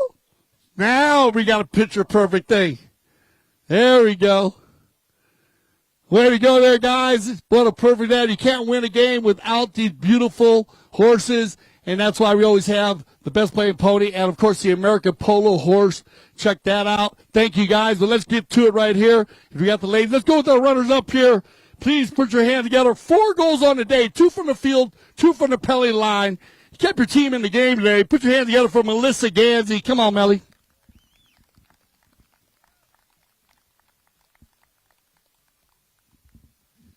Great shot there with Michelle. And welcome back, this young gentleman right here. As I told you, last time I saw him, he was shorter than me. Now he's taller than me. And he's going to become a great polo player. Put your hands together for Silver Novizo Estrada. Well done, Silver. And Michelle. Great shot there. Come on out, guys. Get out there. There you go. Well, you worked hard all day long, Alejandro. You were going for it, but they were there. And we got Lolo and Facu here with Michelle. Please put your hands together for Alejandro Novizo Estrada. Always giving his best here. I mean, it was tough. Mountain Chevrolet was on fire today. And, well, the Spaceman. And he's working really hard today also. Please put your hands together for Jason Crowder. Get a good shot here with Michelle, Marshall, and Jason. And that's your Team Satai. Thank you. What a great sponsor. Now, well, the ladies are going to switch it up. Thank you, Michelle Marshall. Put your hand together for Michelle Marshall, guys, for helping us out there. Thank you, Michelle. The winners of the 2025 Basalt Handicap Final goes to Mountain Chevrolet. Come on, Michael Payne. 2 goals on the day. And his beautiful wife, Michelle. Give us a shot, Michael. Give us a photo op. Come on. He worked hard all day, and that's what he does. He creates space for everybody. He had the best playing pony for the American Polo Horse Association. Put your hands together for Sugar Erskine and Michelle. 5 goals on the day. He had a long one, he's short ones. He played very well in the middle. Captain his team very well. Nick Roldan. Well done, Nicky. And then another guy. He had the best playing pony. And scored so many goals. He scored 3 goals on the day. Played very, very strong. Grant Ganzi, what a job. That's your Mountain Chevrolet team. Now, we do have a MVP. And the MVP award for the 2025 Basalt Handicap Final is going to number 4, Grant Ganzi for Mountain Chevrolet. And I want you guys to say, get a good, Michelle, get a good photo up here with you and Grant with that polo. Yeah, get the polo's beautiful. Polo's beautiful right here. Of course, Mr. Brainwash and intro with Melissa Gansey and the club. Also a big part of our beach club down there. And so that is very cool. So there you go. And the third awards.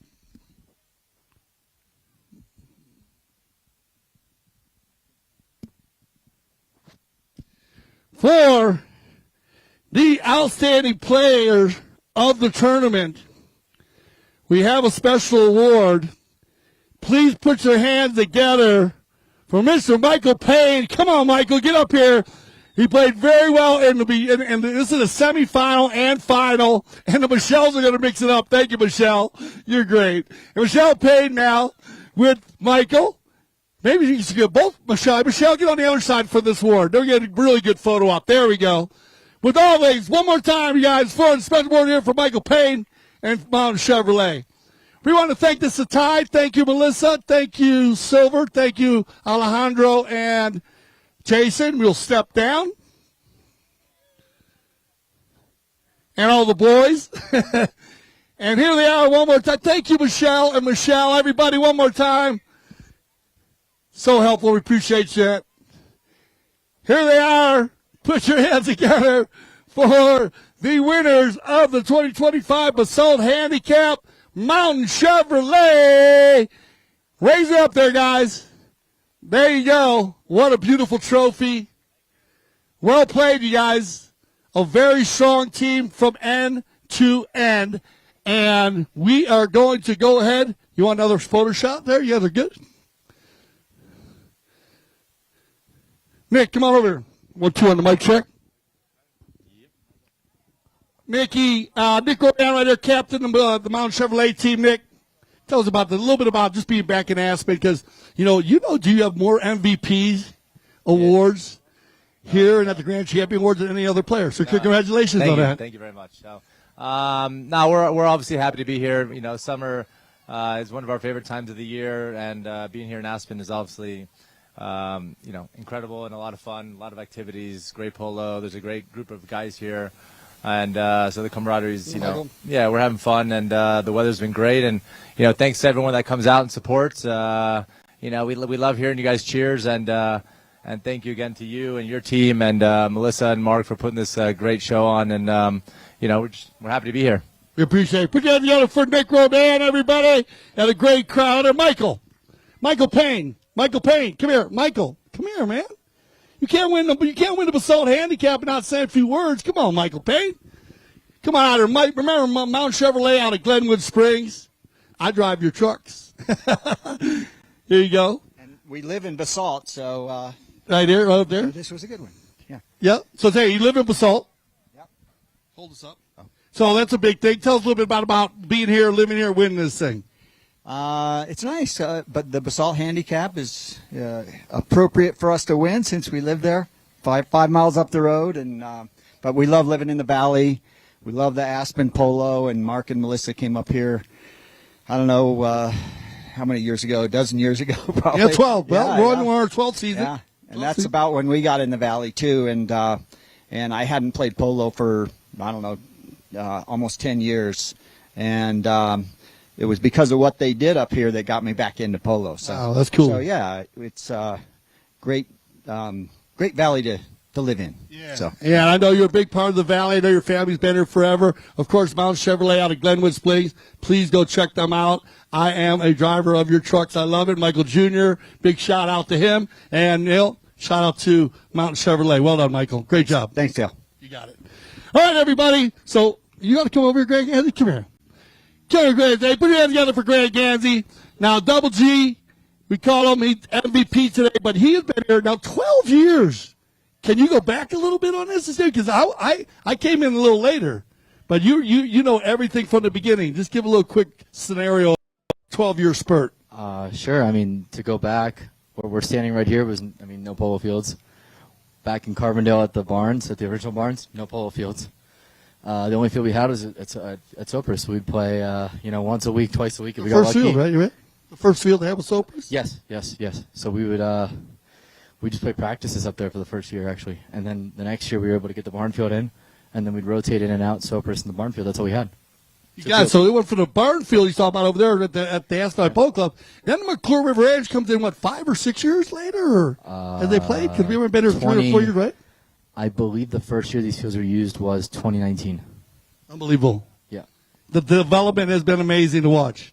And not just that, the development of you. Congratulations. Thank you. Working your way to 5 goals. You know it. I know you got your eyes set on it. No, of course. That's always the goal, is to improve and to raise my level. So, every day I'm trying to improve and trying to raise the bar. Yeah, I want to finish this interview with this. Tell me a little bit about the best playing pony, because I know the Santa Rita breeding operation. Yeah. You're a big part of that. Let's finish this interview with that. So I actually used to play her and her sister. Her sister now I don't play her anymore. She's gotten a little bit older, but I started playing her when she was 4 years old. Wow. Yeah. Wow, so you've been on her a while, huh? Back in 2016, so. It's amazing. Yeah. Amazing. Put your hands together for Grant Gansey, everybody. Grant, I love you, man. Congratulations. You earned it.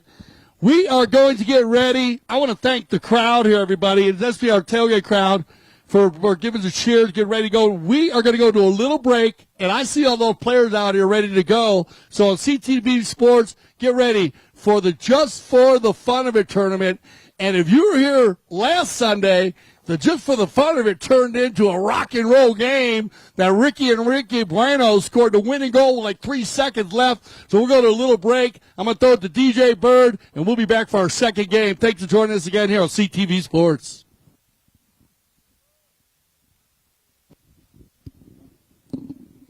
Come on, Bird.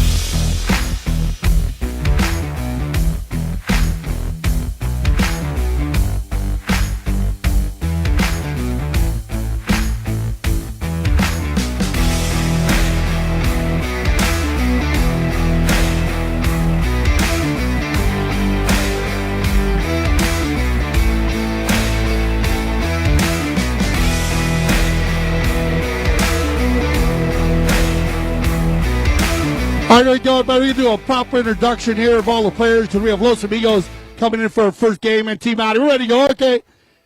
DJ Bird, we are good. Here we go. We're going live now. Let's shut that down. All right, DJ Bird, cut it down. Get him our James, thank you. And we are going to go. Looks like they want to go just for a straight bowl in here.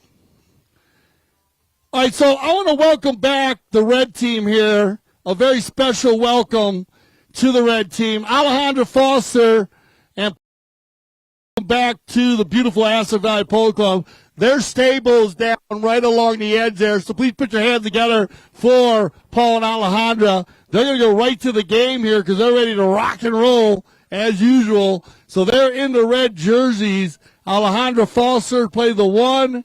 Tomas Pieta is going to play the 2. Nacho Navija Estrada will play the 3. And we will have Juan Bellini playing the number 4. And when we go here with Audi White. Now, Audi White pulled out a big win last week in a Just for the Fun of It tournament as they battle it out here right in front. But they're going to have Santos Bellini at the number 1, and they have Santi Tocalino at the number 2, and they put Mark Ganzi at the number 3, and then they go with Ilario Figueres at number 4, and Juan Bellini will get the first. And we're going to give a 1 goal. So we're giving one to the red for the red, so they just scored against us 2 now. Bellini just scored. Oh, that was a goal. All right, so they're going to play this game on the flat here. Just checking the handicap goals. No handicaps as they're going to play on the flat. Remember, it is a Basalt handicap. These two teams are the same handicap.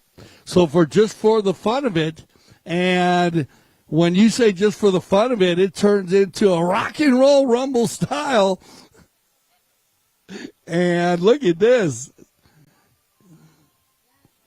Los Amigos Red coming out very strong here early.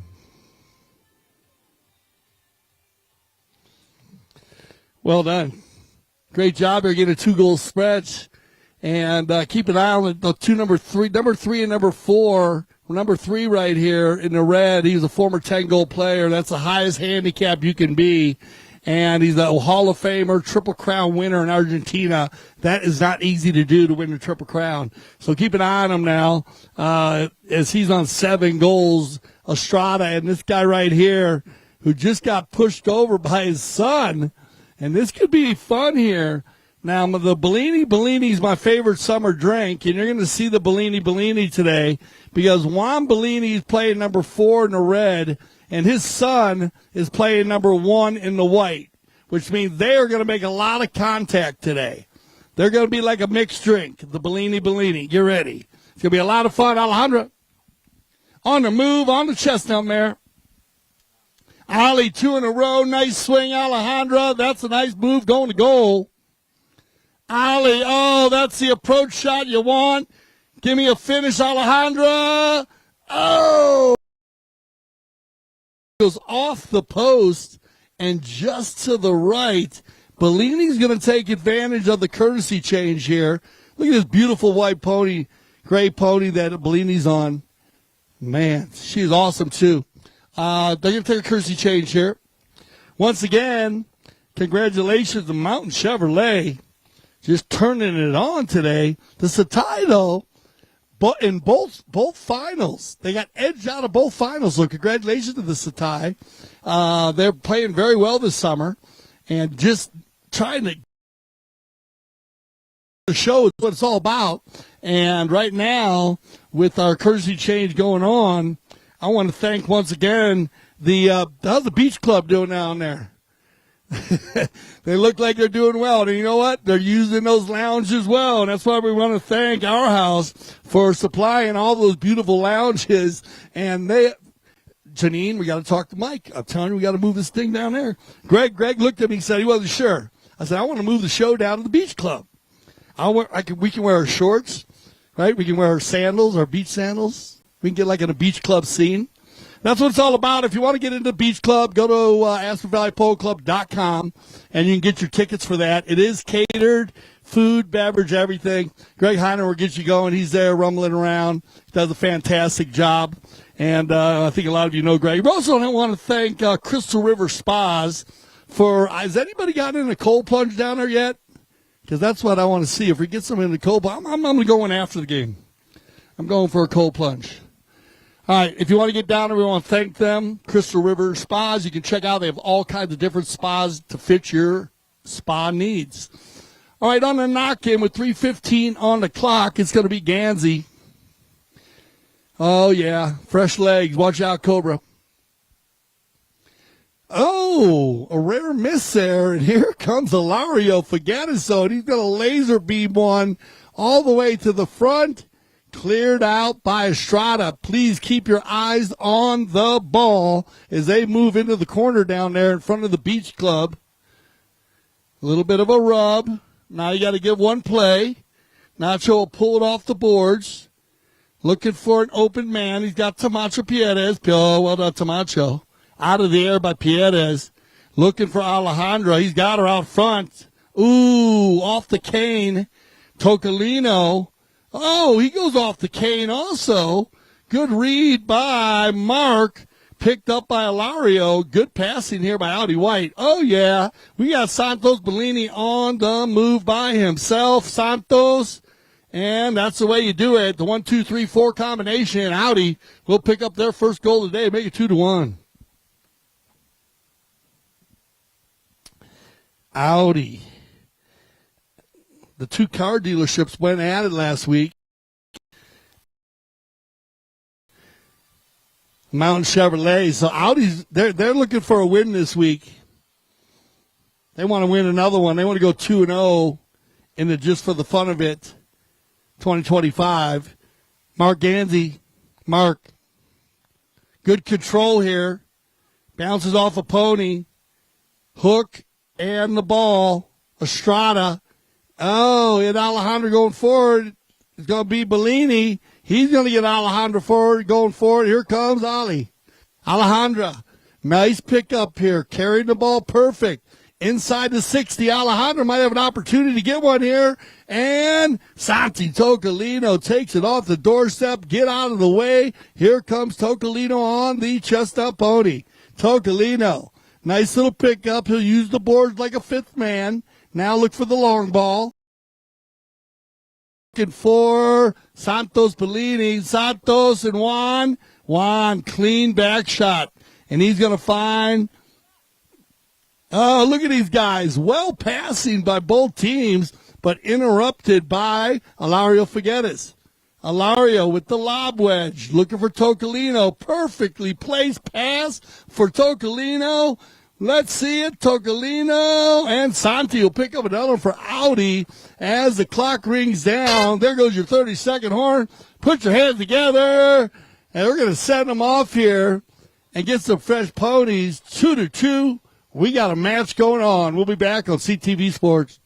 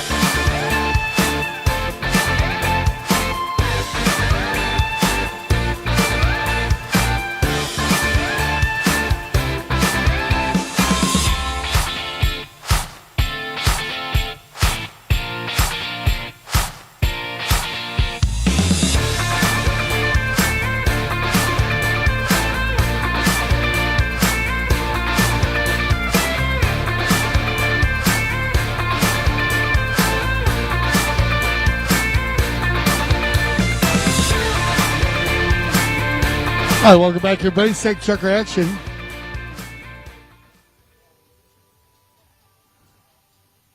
They got them lined up in the center here. We got twos on the board right there. So we'll set it in here. It's going to be picked up here on the bowling, out the backside. And looks like there'll be Mark Gansey to take this one forward. Mark, got chance here. Well done, Cobra. Trying to keep it moving. Cobra. What a pass. Looking for Santos Bellini. This is what, on the doorstep. No problem. As Mark, who started it, is going to finish it. And Gansey will pick up the next goal. Good passing here by the Audi team, using everybody on the field. Great job.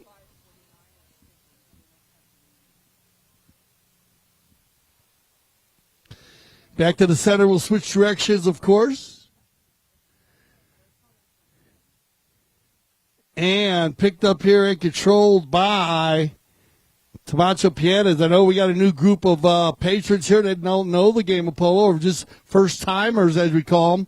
Remember, the one thing that all the players have in common out there is they have that mallet in their right hand. Alejandra on the breakaway. Foster once. That ball's got legs and eyes, and Alejandra will pick up her first goal today. Yeah, and I know Alejandra's got a crowd up there. Love the chestnuts with the bald face. She rides a bunch of them. I got to get the names from her and Paul. They are fantastic horses. Gabrielle, of course, Casita, doing a fantastic job keeping the crew going there, and some amazing horses with the Los Amigos red team. Back to the center, 3-3, nip and tuck here in the second chucker. Alejandra picking up one out of the bowling quickly. Got to go with Gansey in the back. Override. Turned around and controlled here by Santos. Tato gets in a little bit of a melee. Has some help from Tocolino. You could throw a blanket over 4 players. 2 of them eliminate. Now it's going to be Tocolino looking for the outlet pass. He'll snap one right here about 80 yards, but nobody home with a white jersey. Bellini, well read, crushes one to our house side. Now he'll find, it looks like Piedras. He'll turn it back to the inside. Notice how they changed the field. It is a chess game out there. Look at this ball by Estrada. Alejandra's going to come in from right to left. Picked up, though, nicely by Tocolino. But good job, Alejandra, slowing them down. This is what you want to do. Slow them down. That gives her team time to get back on defense. That is a big, big play right there, and she does it very clean. On the inside, controlled by Ilario. Ilario's going to send one down the center, looking for a white jersey. Good read here. Comes off the pony of Estrada. Backed up cleanly by Tocolino. And, the Bellinis come together. I love that. And Mark is going to get in there and pick one up, but you got to give credit where credit is due, as Santos Bellini puts a great ride-off on his dad, clean ride-off, to push him over the ball to leave it there for Gansey. Great teamwork again by Audi. Everybody working hard to get it done. Not an easy game, as both teams covered each other very well as it goes back and forth here in the second chucker. Once again, the 2025, just for the love of it. I want to thank everybody here at the crowd for getting involved in our trophy presentations. The players and the horses do love and respect that. We appreciate that. Here on CTV Sports, hope you're enjoying your summer wherever you may be playing polo at. We are here at the Aspen Valley Polo Club, McClure River Ranch, field number 1. I want to thank Grant Gansey, Nick Roldan, and Michael Payne for their interviews for after the games. The Mount Chevrolet team taking home the cup. The Basalt Handicap Final. As Michael says, his family lives right here in Basalt, so it's a big trophy for him and his family. Congratulations. On the move is going to be picked up here as we get back from our courtesy change. Got to be Tamacho Pierres. Tamacho, 2:40 on the clock as Pierres works it down. Stolen away, though, is Santos very busy today. He's going to get a clean back shot here. Looking for the Cobra. Backed up cleanly by Bellini. Nobody home in a red jersey. Stolen away by Tocolino. Santi, oh man, hitting the laser beam. And look at this pony that Ganzi's on. He's going to get out in front. Gets the first one moving forward. That's what you want. Look for the approach shot right in front of goal. Cobra leaves it for Toe. Well done as he's going to leave it for Santos. And the 1-2 combination of Bellini and Ganzi working very well here in the second chukker.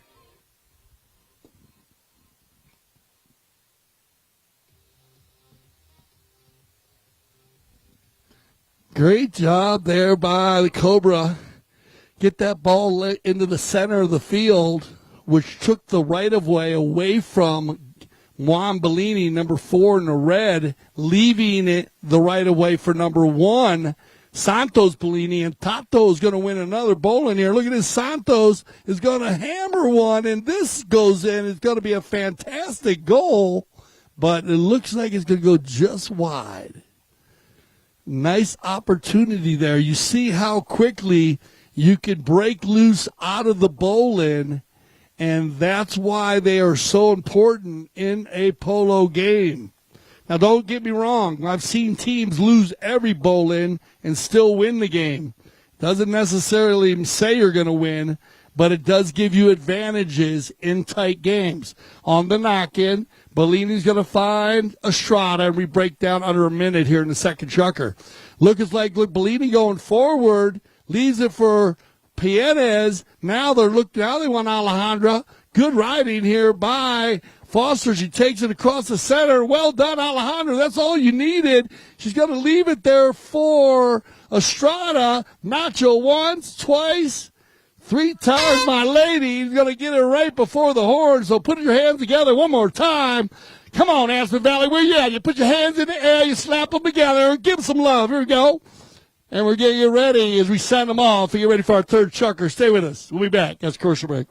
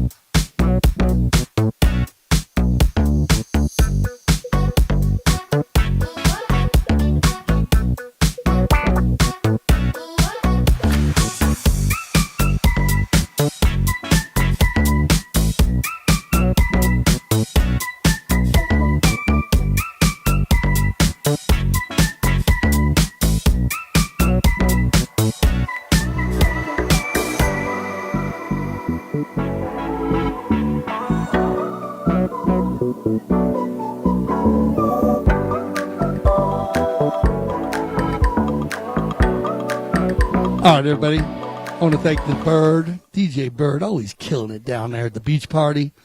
I'll tell you what, if you're not playing down at the Polo's beautiful beach party, I mean, take it to another level, y'all. You want to come watch some polo? Be at the beach party?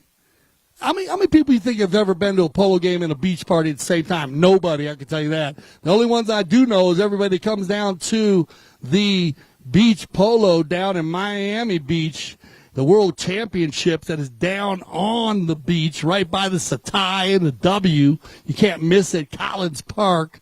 You want to put that on your schedule. Check it out as here we go. Third chucker action, a lot of action. Both teams playing very well here. 5-4. Remember, after the beach polo in November, then we come back to Aspen for the snow polo. Well, then St. Regis Snow Polo World Championships the week of the 16th, right before Christmas. I mean, it is a perfect time to be in Aspen. And the World Championships have been just amazing. And they actually start out the Triple Crown of polo on the snow as they go to Kitzbühel after that, and then they go to Summeritz, and that's what you want to try to do. You want to try to win all three of those snow polo championships. Oh, Grant Gansey almost got it done. He won 2 out of 3, so congratulations to him. It's not an easy fact. And Melissa Gansey, the first woman to win the Snow Polo World Championships at Summeritz, which is the godfather of the tournaments. And a big shout out to Reto Gardenzi and Tito, as they are a huge part of the snow and beach polo. Here we go, though, back to the action. Third chucker. And that ball's going to go out of bounds. We'll get a cop on the pitch or change of possession. And Tocolino always in range. That's what I'm talking about. Oh, wow. Tocolino and poor Bellini, Juan Bellini. I think Mark went to hit it out of the air, and then he was like, no, it's going in. And then Juan was in a good spot. I think he thought it was going wide. So put your hands together for Tocolino, you guys. 120 on the angle. Well done, Santi Tocolino. That's the way to get it done. Scoring those long goals, making it 6-4 here. We got 4:20 on the clock. Hello, Aspen, Colorado. We're going to get back to the action as they get it going here. And it looks like Los Amigos Red is going to work it down. Little rotation by the Audi White team as they work it back to the center. Mark drops it for Tocolino.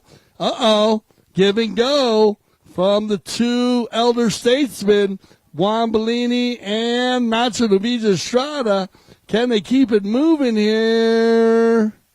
Nacho and Tocolino.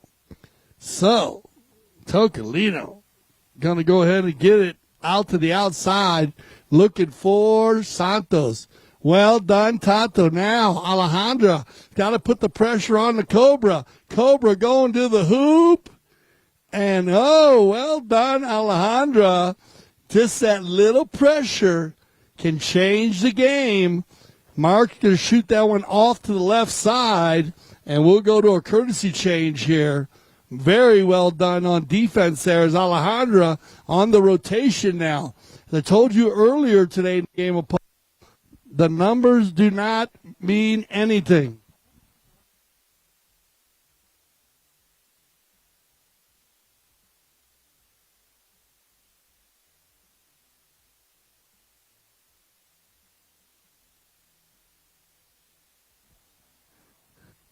As I just said, Greg Heiner up here, he said, the beach club was, the sun was shining at the beach club is what he told me. He told me he was going to go and do a cold plunge, too, so when that happens, I want to know, Greg. I know they're having fun down there. They're having fun in the VIP, too, and I love the group down here. I know you guys are having a great time. There's Carolina. Hello, Carolina. Your husband's playing well tonight. Carolina here, wife of Tamacho Piedras, and all the girls are playing polo this season. There they are right there. Hello, ladies. Nice to see you. And well done down here on the tailgate side. I want to thank everybody for helping us out with the security areas. And, of course, thank you, everybody, for keeping your four-legged fur babies on lines and just keeping the young ones close for safety reasons. We appreciate that. Thank you so much. It is a work in progress.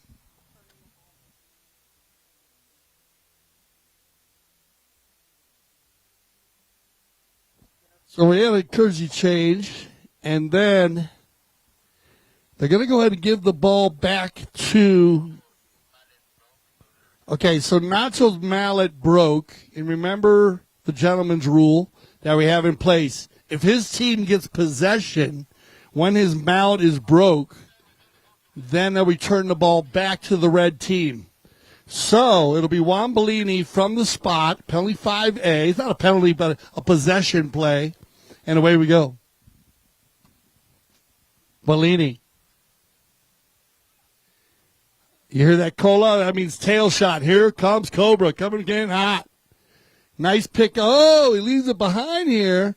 Tamacho is going to turn it here. Now, this little gray pony, I believe, is Vodka. I think that is. She won Best Playing Pony last week. So let's see if he gets anything done on her this week. Look at Nacho Navido Estrada come flying in here. Can he save it? Yes, he does. On the doorstep. Well done, Bata. He's looking for Tamacho. Look at this. This Los Amigos red team turning the defense into offense, and they are on fire. Look at this. Vodka's on the move. I told you this little American run. Look at Tamacho Pietas get out in front on the little gray. He's going to push Hilario, look for the finish on the near side. Are you kidding me? Tamacho. Oh, no. Man, that would have been a perfect coast-to-coast like butter on toast, but once again, we got the coast-to-coast. But no butter and toast. Another knock-in coming, but what a great run. And I got to give it up to the Pony Power. Santorita breeding operation once again. This little American fly. She's not that big of a mare, but that doesn't mean much with horses. When they can run, just like people. Here comes Tocolino. Well done, Tocolino. He pulls out the driver. Good positioning by Bellini, but Santos Bellini picks up his foul. Oh, now he'll leave it on the ground. Juan's going to get the ball back. And as I told you, the Bellini show will go on all day long today. It'll be fun to watch. Those two go at it. Father-son combination. Well done here by Mark, getting around the corner. Again, Alejandro with good defense. And here comes Los Amigos Red. Keep your eyes on this ball, everybody, as it comes off the boards. Here's your 30-second warning horn. Nacho's going to fire one. Who's got the horsepower? Looks like Vodka's going to try to get in there one more time. Look at Tamacho. Drops it perfectly for Bellini. Bellini. Oh, and they're going to get a reaching call. So that'll end the chukker, and I'll explain this penalty to you. When we get back, I'll explain it to you right now. When the ball's going down there, Tamacho Pietas reached on the other side. Now, you are allowed to reach in the game of polo, but you cannot reach in front of a player if the ball's on the other side, underneath his horse's legs, or behind a horse. You must be on the same side. So when we return for our next chukker, our fourth chukker, the white team, Audi White, will have possession right there for a penalty 5A. But let's go to a break. DJ Bird.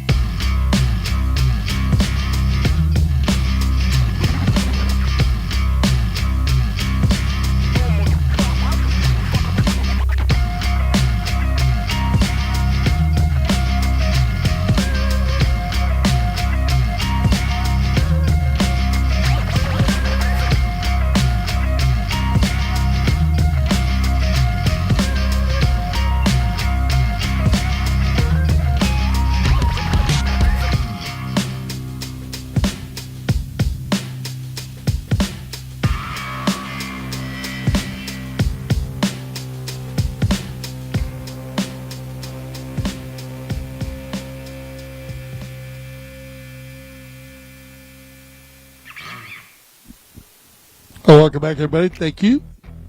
As we get ready for our 4-chucker play. Players back out, ready to go. 6-4, 3 chuckers left.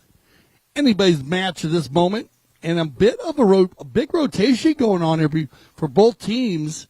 When I say that, Alejandra and Santos going from the number 1 position back to the number 4 position, and then you're getting all kinds of different rotation in the middle of the game. I love when I see that.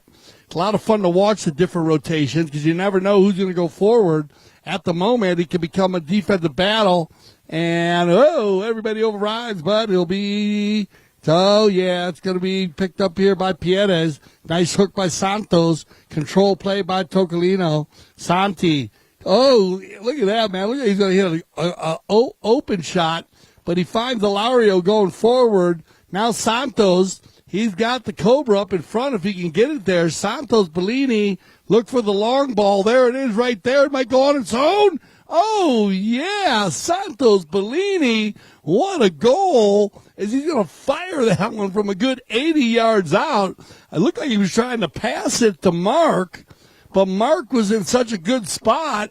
Santos just fired it right through the legs of everybody and picks up another goal, making it a 3-goal differential here in the 4-chucker with 5:25 on the clock. We will get a time out here, attack time. Now in the game of polo, everybody, of course, if you do have a attack problem, you can stop the ball as long as the ball is in a neutral spot. In this case, there was a goal scored, and it was back in the umpire's hand for a bowl-in. Not sure if Estrada had an issue. You can fix your tack on the field, or you can ride off and get it fixed. If you can't fix the tack quick enough, you are allowed to change your pony. So a few different rules there, just to put in your book for the day. If you notice all the ponies out there, they all are based on a lot of safety. You see the bandages. Don't be mixed up on the short tails. The tails are not cut. We would not do that to a horse. That would not be fair. The horse uses his tail in a lot of different ways. Cool himself off, keep flies off of him. Those tails are braided, and then they are taped up. If you look at number 3 in the white, you can see that there's 3 pieces of white tape right around there. They take that tape off immediately after the horse comes off the field. That way the horse has the ability to swat at flies and keeps them more comfortable. The legs are bandaged all the time. It doesn't matter if the horses are playing or they're being worked. They use those bandages for safety, and they are taped around the top also for safety. Horses have all kinds of different bridles and bits that they use. They use all kinds of different reins. It all depends on the horse. The players and the trainers will work with the horses in many different ways to find a bridle that suits that horse. Just like people, once again, they wake up on the wrong side of the bed sometimes. When we wake up on the wrong side of the bed, well, we can be a little bit difficult to deal with. So are horses. So they are on a routine. Big shout out to all the trainers and all of the professional grooms that are taking care of these horses daily. And when I say daily, I'm talking 24/7, 7 days a week. They work with the horses, and you work on a number of hours, over 40 to 80 hours. The horses are taken care of to prepare for 1 or 2 chukkers of polo. Each chukker today that we're playing is 6.5 minutes. Now remember, the longest horse race is less than 3 minutes. So that's why it is so important for these trainers to take care of the ponies based on the length of the chukkers. Well, now some chukkers are 7.5 minutes long. In Argentina, they play 8 chukkers of polo in the Argentine Open. So you can, the tournament committee can adjust the chukkers based on their tournament, their weather, and how long they want to play those chukkers. A few little things that go into play to keep the horses safe. That's why the courtesy change was brought in. It does give the horses an opportunity, or the players an opportunity. Now, most of these horses are conditioned to play a 6 or 7.5 minute chukker. And back in the day, last 20 years ago, a lot of horses were played. Not just 1 chukker, but 2 chukkers. And the horses had no problems. But safety issues, and the ability to grow the game, as we always say, innovate, make the game better, changing the rules to make the game speed up. There have been a number of games, another rules that have been brought in. The ball, believe it or not, change of possession going out of bounds and being given to the opposing team has only been changed about 5 or 6 years ago. Before, when the ball went out of bounds, it would be a bowl-in. Well, the bowl-in, like a face-off in hockey, is a 50-50 chance. It is a lottery. So they used that rule because they noticed that players were actually knocking the ball out of bounds on purpose. Well, it became a little dangerous for the fans, and it didn't make any sense that a player could hit the ball out of bounds and then have a chance to win the ball again. So they created the rule of the change of possession. The game is evolving daily. And anytime you see something you think or you wish, bring it up to us. We'd love to know what you think. That's what we do here at CTV Sports, Aspen Valley Polo Club, and the Grand Champions Polo Club. Everybody back on the field, and away we go. Picked up, override, everyone's going for it. It's going to be Nacho. Estrada. Nacho, and look, you see how she waits? Alejandra waits for that ball to pass her. Nice pick up here by Alejandra. This is just great polo knowledge. Get the finish, Alejandra, right in front. And there you go. Que golazo, Alejandra Foster. And I'm going to say it again. You notice how she waited. She was already about 60 to 80 yards from Nacho. So instead of putting the pressure on him and riding to 120, she waits at 80, knowing that no one was around her, lets the ball go by her, and goes to goal. That's a good number one. Good thinking there by Alejandra, and a great finish on the big Dark Bay mare. On the bowl-in. Alejandra's going to get involved again. Down by 2 goals now. So Los Amigos Red on the move. See if they can keep this offensive attack going. Picked up over there. Little miss by Santi. Moved along by Ilario. Figueres having a stellar season. Ilario down in southern Florida at the Grand Champions Polo Club. Him and his brother played so well together this season. Great to see him playing here at the Aspen Valley Polo Club. On the move is going to be Gansey. He'll override. And Ilario is going to clean up the trash. Ilario, nobody on him here. Goes to a walk. Shot on goal. There's the money. And that ball went off the post, so it goes just wide. But a nice attempt there by Figueres, showing you a different way of shooting at the goal. I like that thought process there. He just stops, kind of lets everybody clear out of the way, then takes a shot at goal just off the side. 3:26 on the clock.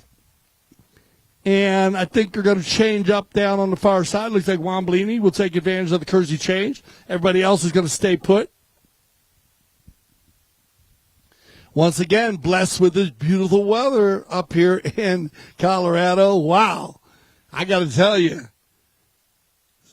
send it out across the polo world. That's one of the best things about playing up here in the beautiful Aspen Valley Polo Club. You notice that the umpire yells play all the time. You are not allowed to hit a ball until they yell play. And when they say play, that means let's go. Look at this. Estrada and Gansey going in hot here. Mark gets there. Look at this shot by Estrada. Que golazo. And I can finally say it coast to coast like butter on toast as Bellini does the knock-in. Finds Estrada. Great defense by Gansey. But Nacho just showing you how strong, and that's at about 30 miles an hour, y'all. What a shot there by number 3 to make it a 1-goal game here, 7-6. Nacho picking up goal number 3. And a must-needed goal there as Los Amigos Red turning it on here in the 4th chucker. They needed that. Great back shot by Bellini. Bellini so strong at the number 4 position. another former 8-goal player. Look at this. Alejandra might get an opportunity of 2 goals here on the big black horse. She's got to come from left to right. Cut shot coming. Ooh, gets a little bit of a topper there. A little bit of a tough play when you got to come in from the side angle. She gets a piece of it. Not enough. Turn around by Tocolino, and it'll be Santos. Bellini, he gets it moving. He's got Mark. Oh, a little bit of a misread there. Mark that time, though. Nobody coming on. He's going to have time to turn it back. Flips it to the inside. Keeps it going. Bad luck off the pony. Back to Tomacho Pierez. And they'll work it down. He's got Alejandra out in front one more time. Pacing herself well. And has to come from the center. Good pickup here by Alejandra. A lot of horsepower in her hand. You can tell right there. Ready to go. But it gets picked up and turned around by Tocolino. Tocolino with a good back shot, but Bellini will hit the tail shot, and there's the ride-off, clean by Tamacho. He'll override. A nice hook in there by Ilario. Bellini from about 80 gets it moving forward. Tocolino says, all right, let's go outie white.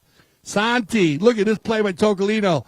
Oh, bad luck there. Santi was off to the races. He was going for it.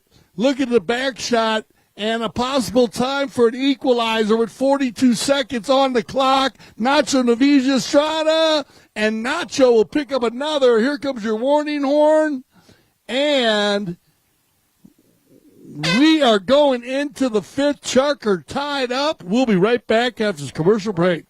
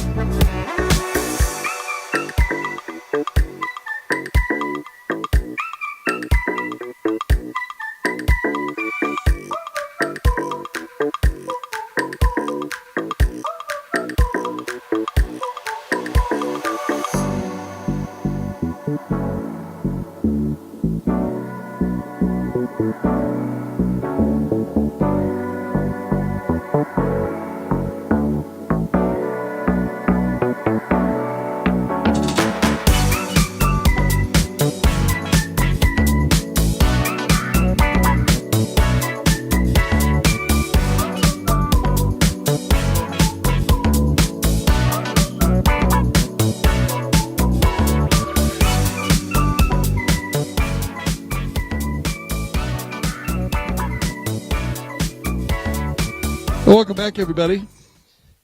What a game. Everybody get this game. You guys liking it over here at the VIP? Do we got any Audi fans up there? Any Audi fans in the VIP? No Audi fans, huh? Uh-oh. You like driving Audis? What about Los Amigos Red? I know we got some Los Amigos Red fans up there. Yeah, I know Alejandra's got some friends in the stand. I know there are Paul's up there for sure.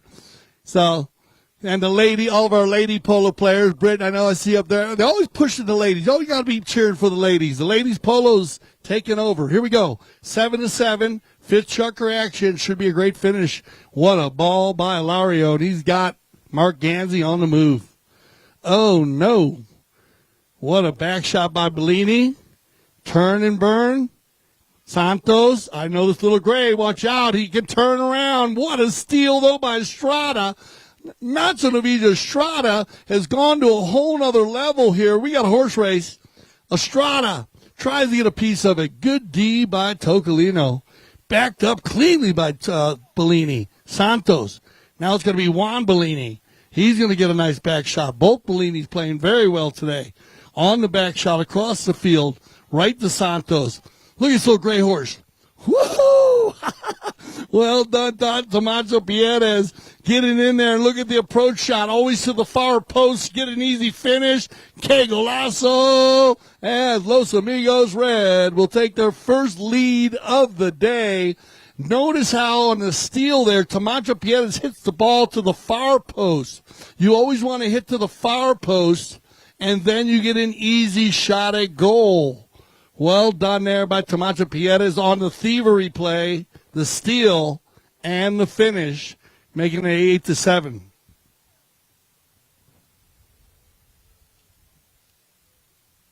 Back and forth. Bow lanes are going to be big right now. Alario. Bellini pushing in there. Trying to get control. Cobra. Alejandra says, all right, I'm going to do her job.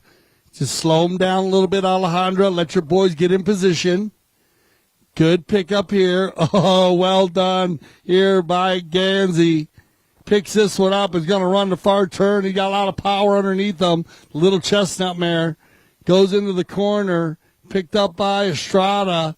He'll keep it moving down the boards. He's going to hold on to this one and send everybody forward. Casablanca, Aspen Valley Polo Club, and, of course, Grand Champions Polo Club and the Polo School. Banners all getting ridden by at full speed. Now it's going to be Mark once again. I like this little mare right here. Good turn. Takes her time. Look at this mare. So nice when she stops. Mark. Well done, Ganzi, taking his time. Comes off the pony there. Bellini and Mark come together. Oh, he gets lucky as that ball hits the boards. Looked like it was going wide. Now it'll be Nacho. Ilario on D. Nacho going down the center. Looking for Bellini. Well read by Ganzi. Off the pony. Tocolino. 3:10 on the clock. Tocolino overrides. Quick turn by Pierres, and it's going to be Tomacho.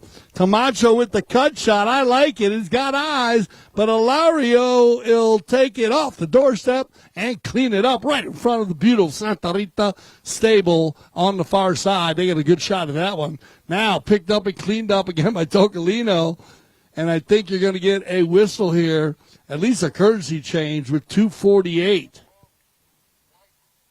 So they're going to get the ball back to the white team.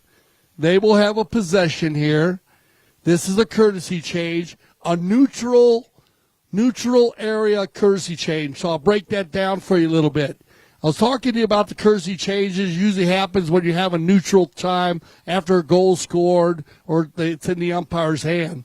But if they run for a considerable amount of minutes, and when I say that, over 3.5, into 4 minutes. Okay, even Secretariat would have got tired at 4 minutes, trust me. And Secretariat still holds the records on every race in America. All right, so he'll shut it down when a team has control. So he's going to give that ball back to the Audi team, and it looked like there were two changes there. It looked like Mark went for one and Juan. And we'll get this going with 2:48 on the clock. We'll see if those two changes help their team. A lot of times when you see players get on fresh legs, it does make a difference. On the possession play, fair play possession, they call that, to be precise. On the move. Nobody home here. A great shot, but turned around, and Nacho will control. Nacho looking for Alejandro gets in there again. Takes good defense, but it's going to be picked up by Ilario. Ilario now looking for either Tocolino or Sonny. Nobody there. Now Tocolino. He's got Bellini going forward here, but to the wrong side, and Juan will open it up for the Los Amigos red team. And here comes Tamacho Pierres. Tamacho, he's got a little help. Now it's going to be Tocolino. Tocolino takes it under the neck, leans way out of the saddle right there, leaves it for Bellini. Bellini will crush one. Watch yourselves on the sideline over there at the beach party as they come together. Might have a few ponies at the beach party. Well, they ride horses on the beach, so that would work. Now it's going to be picked up here by the Cobra, looking for, he's got him, Santos. Ooh, he had Tocolino going forward. Nobody putting a play together here in the last 3 minutes. There's a beautiful ball. Now, who's got the horsepower? The neutral play. Oh, a little bit too far to the left up for Alejandra. I saw Tamacho trying to flip that ball to her, but too far. And now Santos will leave it for Ilario. Ilario, they got to give him one play right now. They open it up cleanly. Under a minute left here. Got to be Tocolino. He got Ganzi going forward. Tocolino's going to control. Tocolino, look at this laser beam, looking for Mark Ganzi. He's going to find him. Mark gets a piece of it. Bellini spins around. A defensive battle here for 3 minutes. Here comes your warning horn. Can somebody score in the last 30 seconds? We will see. I think they might. Here comes Mark Ganzi. He's going to have an opportunity here. Good pickup here. Mark, shot on goal. This ball, just wide. And that'll end the chucker. One more time. Come on, Aspen Valley. We got one more chucker left. We will start with a knock-in for the Los Amigos red team. 1 goal difference. Anybody's game. Who will take home the 2025 Just for the Love of It Cup? We'll be right back and find out.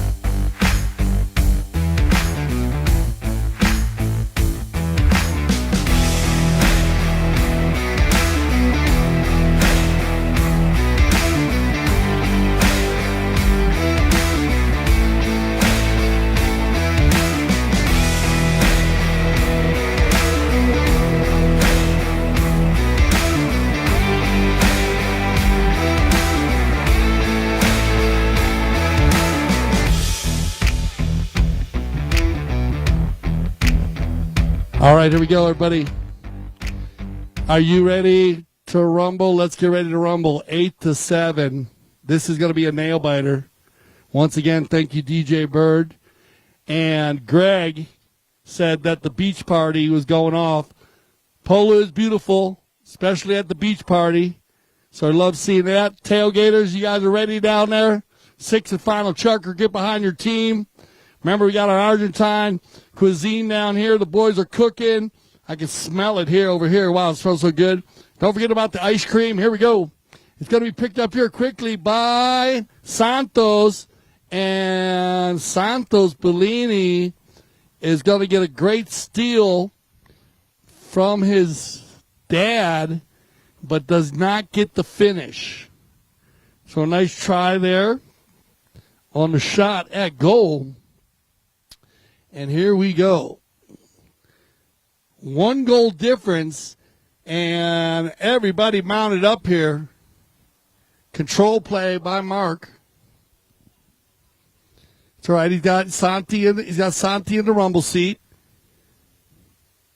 Tocolino. Don't let Tocolino get loose on this big steel Greg, because I'm going to tell you, he'll run by you in a minute. What a play here by Ilario.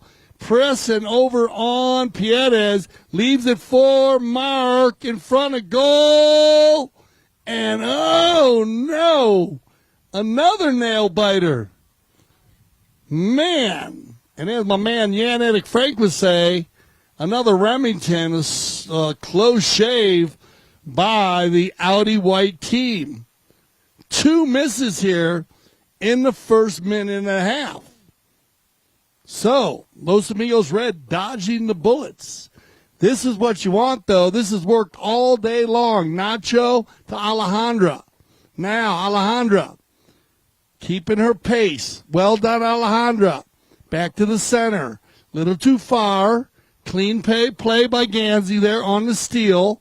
And it'll be Tocolino. Santi's going to laser beam one, and Ilario is on a runner. Ilario Figueres going to goal here. This could be trouble for the Red. Ilario shot on goal. Ilario, and Ilario Figueres, do not let him get out in front.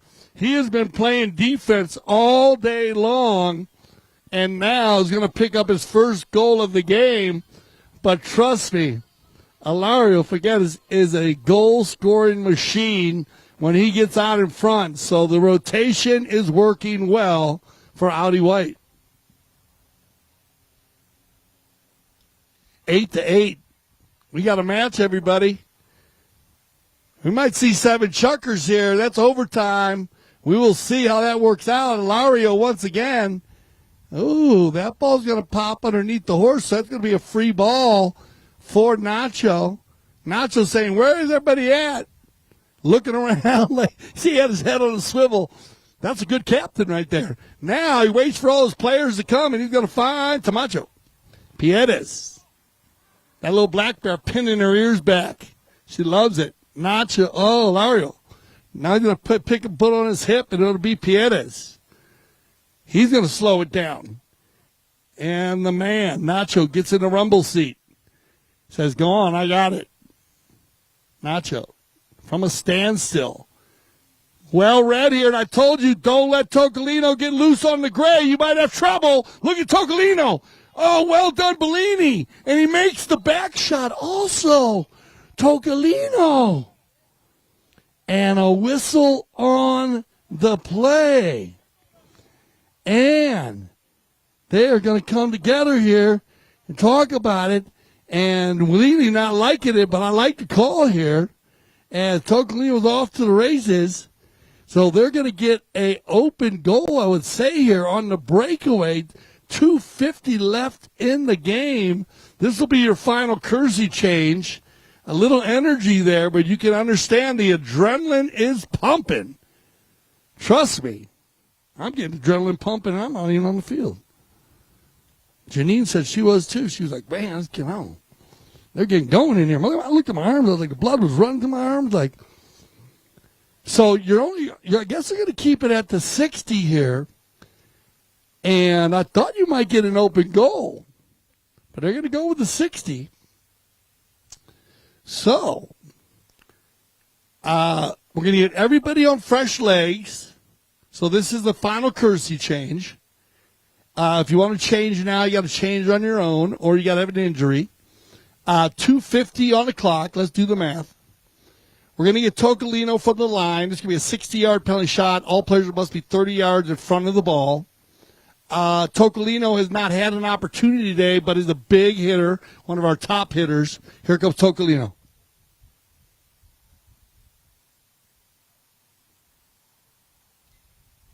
Santi with the worm burner. And, just wide to the right. So Los Amigos Red will dodge the bullet there. And it's anybody's match here still with mucho tiempo, 2:30 on the clock. Bellini coming forward. Oh, Nacho on fresh legs here. Be careful. Estrada. Nice little outlet pass looking for Pierez. Backed up cleanly. Well done, Ilario. And Bellini on the wrong side there. Miles in the air. They all come together. Oh, he's going to get it. Oh, he's going to get there just in time. And we will get a penalty 5A. So, nice job for Juan Bellini moving over quickly to pick up the right-of-way violation on Tocolino. So trading penalty shots here. Bellini. He's going to be covered by Bellini. And then Santos done a great job. Back and forth, turned around, controlled now by Nacho. Nacho looking to go down the center for Ilario. Ilario's going to clean it up, looking for Mark. Nacho, Mark. Oh, nice try there. Good read by Mark Ganzi. Turned around here. Nacho's got room to work. Can he get it down inside the 60? Nacho Navisa Estrada. Look at Nacho. The shot on goal right in front. And, oh, no. So close. That's the fourth play that we have seen by both teams here in the six jucker that have been very, very close. I mean, that was just in front. It looked like Alejandra Foster was trying to get there. Now, she scored a goal like that from Nacho on Friday. Here's the laser beam again from Ilario, trying to get Audi going forward, but that ball's going to go out of bounds. And look at this. The clock goes tick, tick, tick. And we got 2-8 on the board. Can the Red get a positive possession here? Here comes Los Amigos Red. 35 seconds. You're going to get your warning horn coming. Get ready, everybody. Stolen away by Ilario Figueres. He's already got one goal on this chucker. Look at Ilario for the win here. Ilario. Look at Ilario. Ilario in front for Santos. And the finish. He gets it right there at the end. And that is literally as close as it can get. What a play by Ilario Figueres and Audi White. Santos will get the final goal.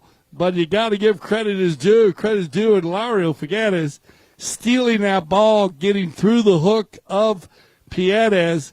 We want to thank our mounted official here today, Gaston Dorniak. Great job there. And I want to thank all the crowd here. Give yourselves a applause, everybody. Well done today. A lot of fun.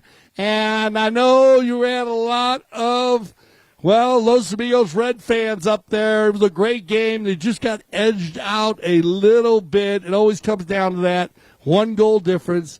So we will go ahead and get everybody ready for our trophy presentation. Once again, I want to thank all of our fans down here on the tailgate side, all of our fans down at the beach party and in the VIP. We'll have about a 10-minute break.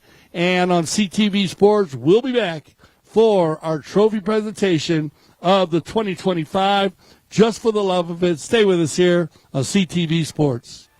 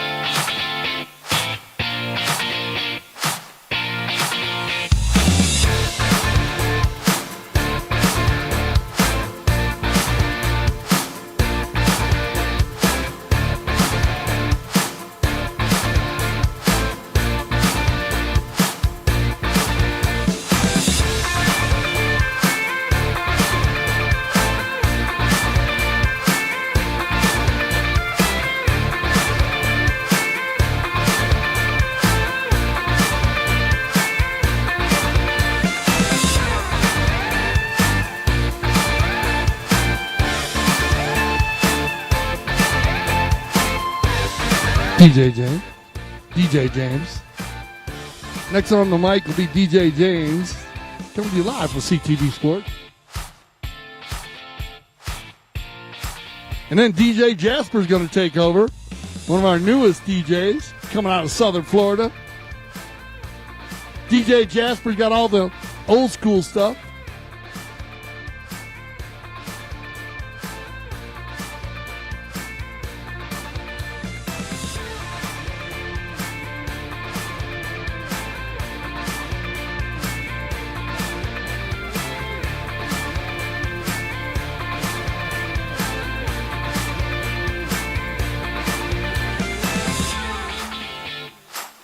DJ Jazzy James in the house, DJ Jazzy James.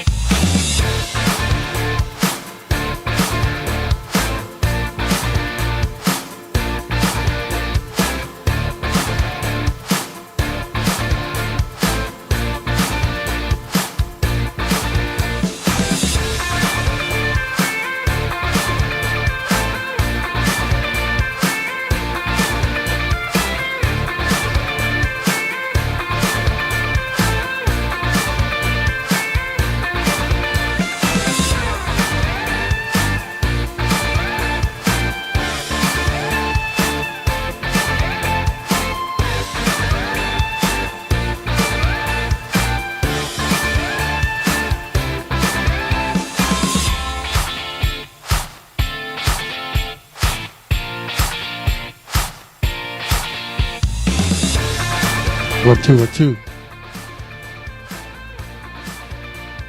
DJ Jazzy James in the house,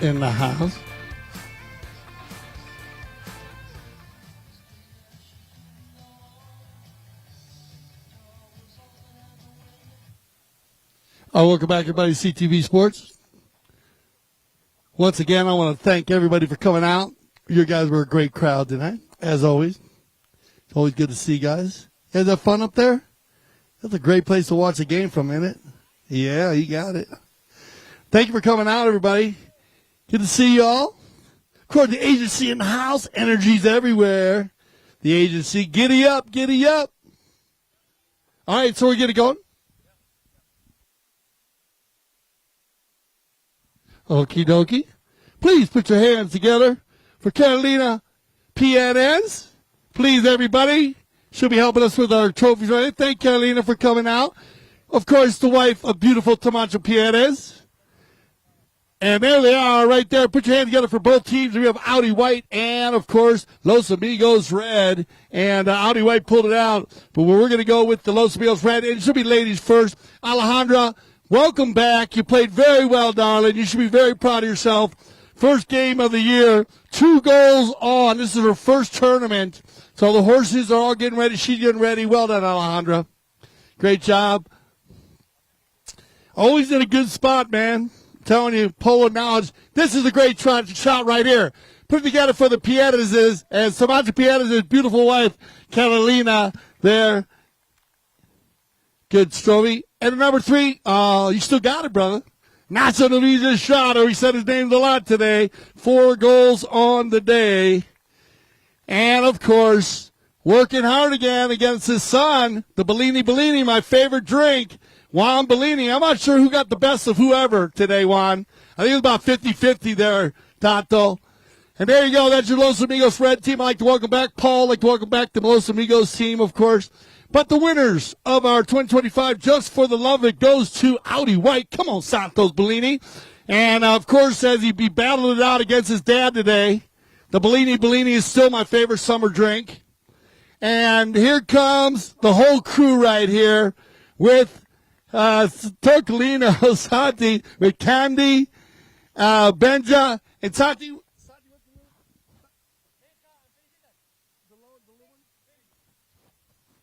Fetty there, so sorry. Yeah, Candy, Benja, and Fetty there with Santi Torcolino, the whole crew. I do apologize. I love seeing the family with Kelly. And we have Enrique Bueno standing in for the Cobra. Enrique, you're the big man last week. Winning goal he had. His head's still getting bigger. Please put your hand together for number 4, who played outstanding. This guy right here, Ilario Figueres, what a job he did. Now stay up there, Catalina. We have a number of awards we still got to give, guys. Stay up there. The MVP. And we got a couple of awards we got to give, so stay up there, everybody. All right, the MVP, and this was a tough one. We had to go through this, the tournament committee, because it was such a close game. But the MVP, and I agree with this, for the Just for the Love of It 2025 goes to number 4, Ilario Figueres. Come on, Ilario, get up there. You came through and played some amazing plays at the end that changed the game. Catalina, we got one more. Now we have an award, Catalina. Please stay up there. One more award. Please stay up there for Los Bears Red. For the player out of these teams of the tournament, though, please put your hand together for number 1, Alejandra Foster. Come on, Alejandra, step up. There's always somebody who does something special. Thank you, ladies. And one more time, please put your hands together for Los Amigos Red. And Karen, thank you, Karen, for someone for Catalina. Thank you for that. Thank you for helping us. Get up there, Audi. Come on, all the kids. Get up there. Fetty, Benjay, Candy. You guys get in there. You can get up there if you want. Come on, Santi. One more shot. One more time, everybody, for Audi White, winners of the 2025 Just for the Love of It. And, yeah. Hey, you know what, Juan? I think he got the best of you today. I think your son got the best of you. You got to give him some love. Once again, everybody, thank you. Thank y'all. What a day. Thank the beach party over here. What a time. Thank you, Stephanie, my beautiful wife up there. And I want to thank everybody down here who tailgated today. This has been such a fun season. Thank you, Wambolini. And I want to thank everybody. Make sure you come back. All I ask you for you guys to do is tell a friend. Tell a friend about what we do here. I'm Dale Schwetz. I speak for everyone at CTV Sports. I want to say thank you for making us the leaders of polo broadcasting. And when you see all the love like this, so much fun going on at the Adams Valley Polo Club, you understand why we say at CTV Sports, we love the polo.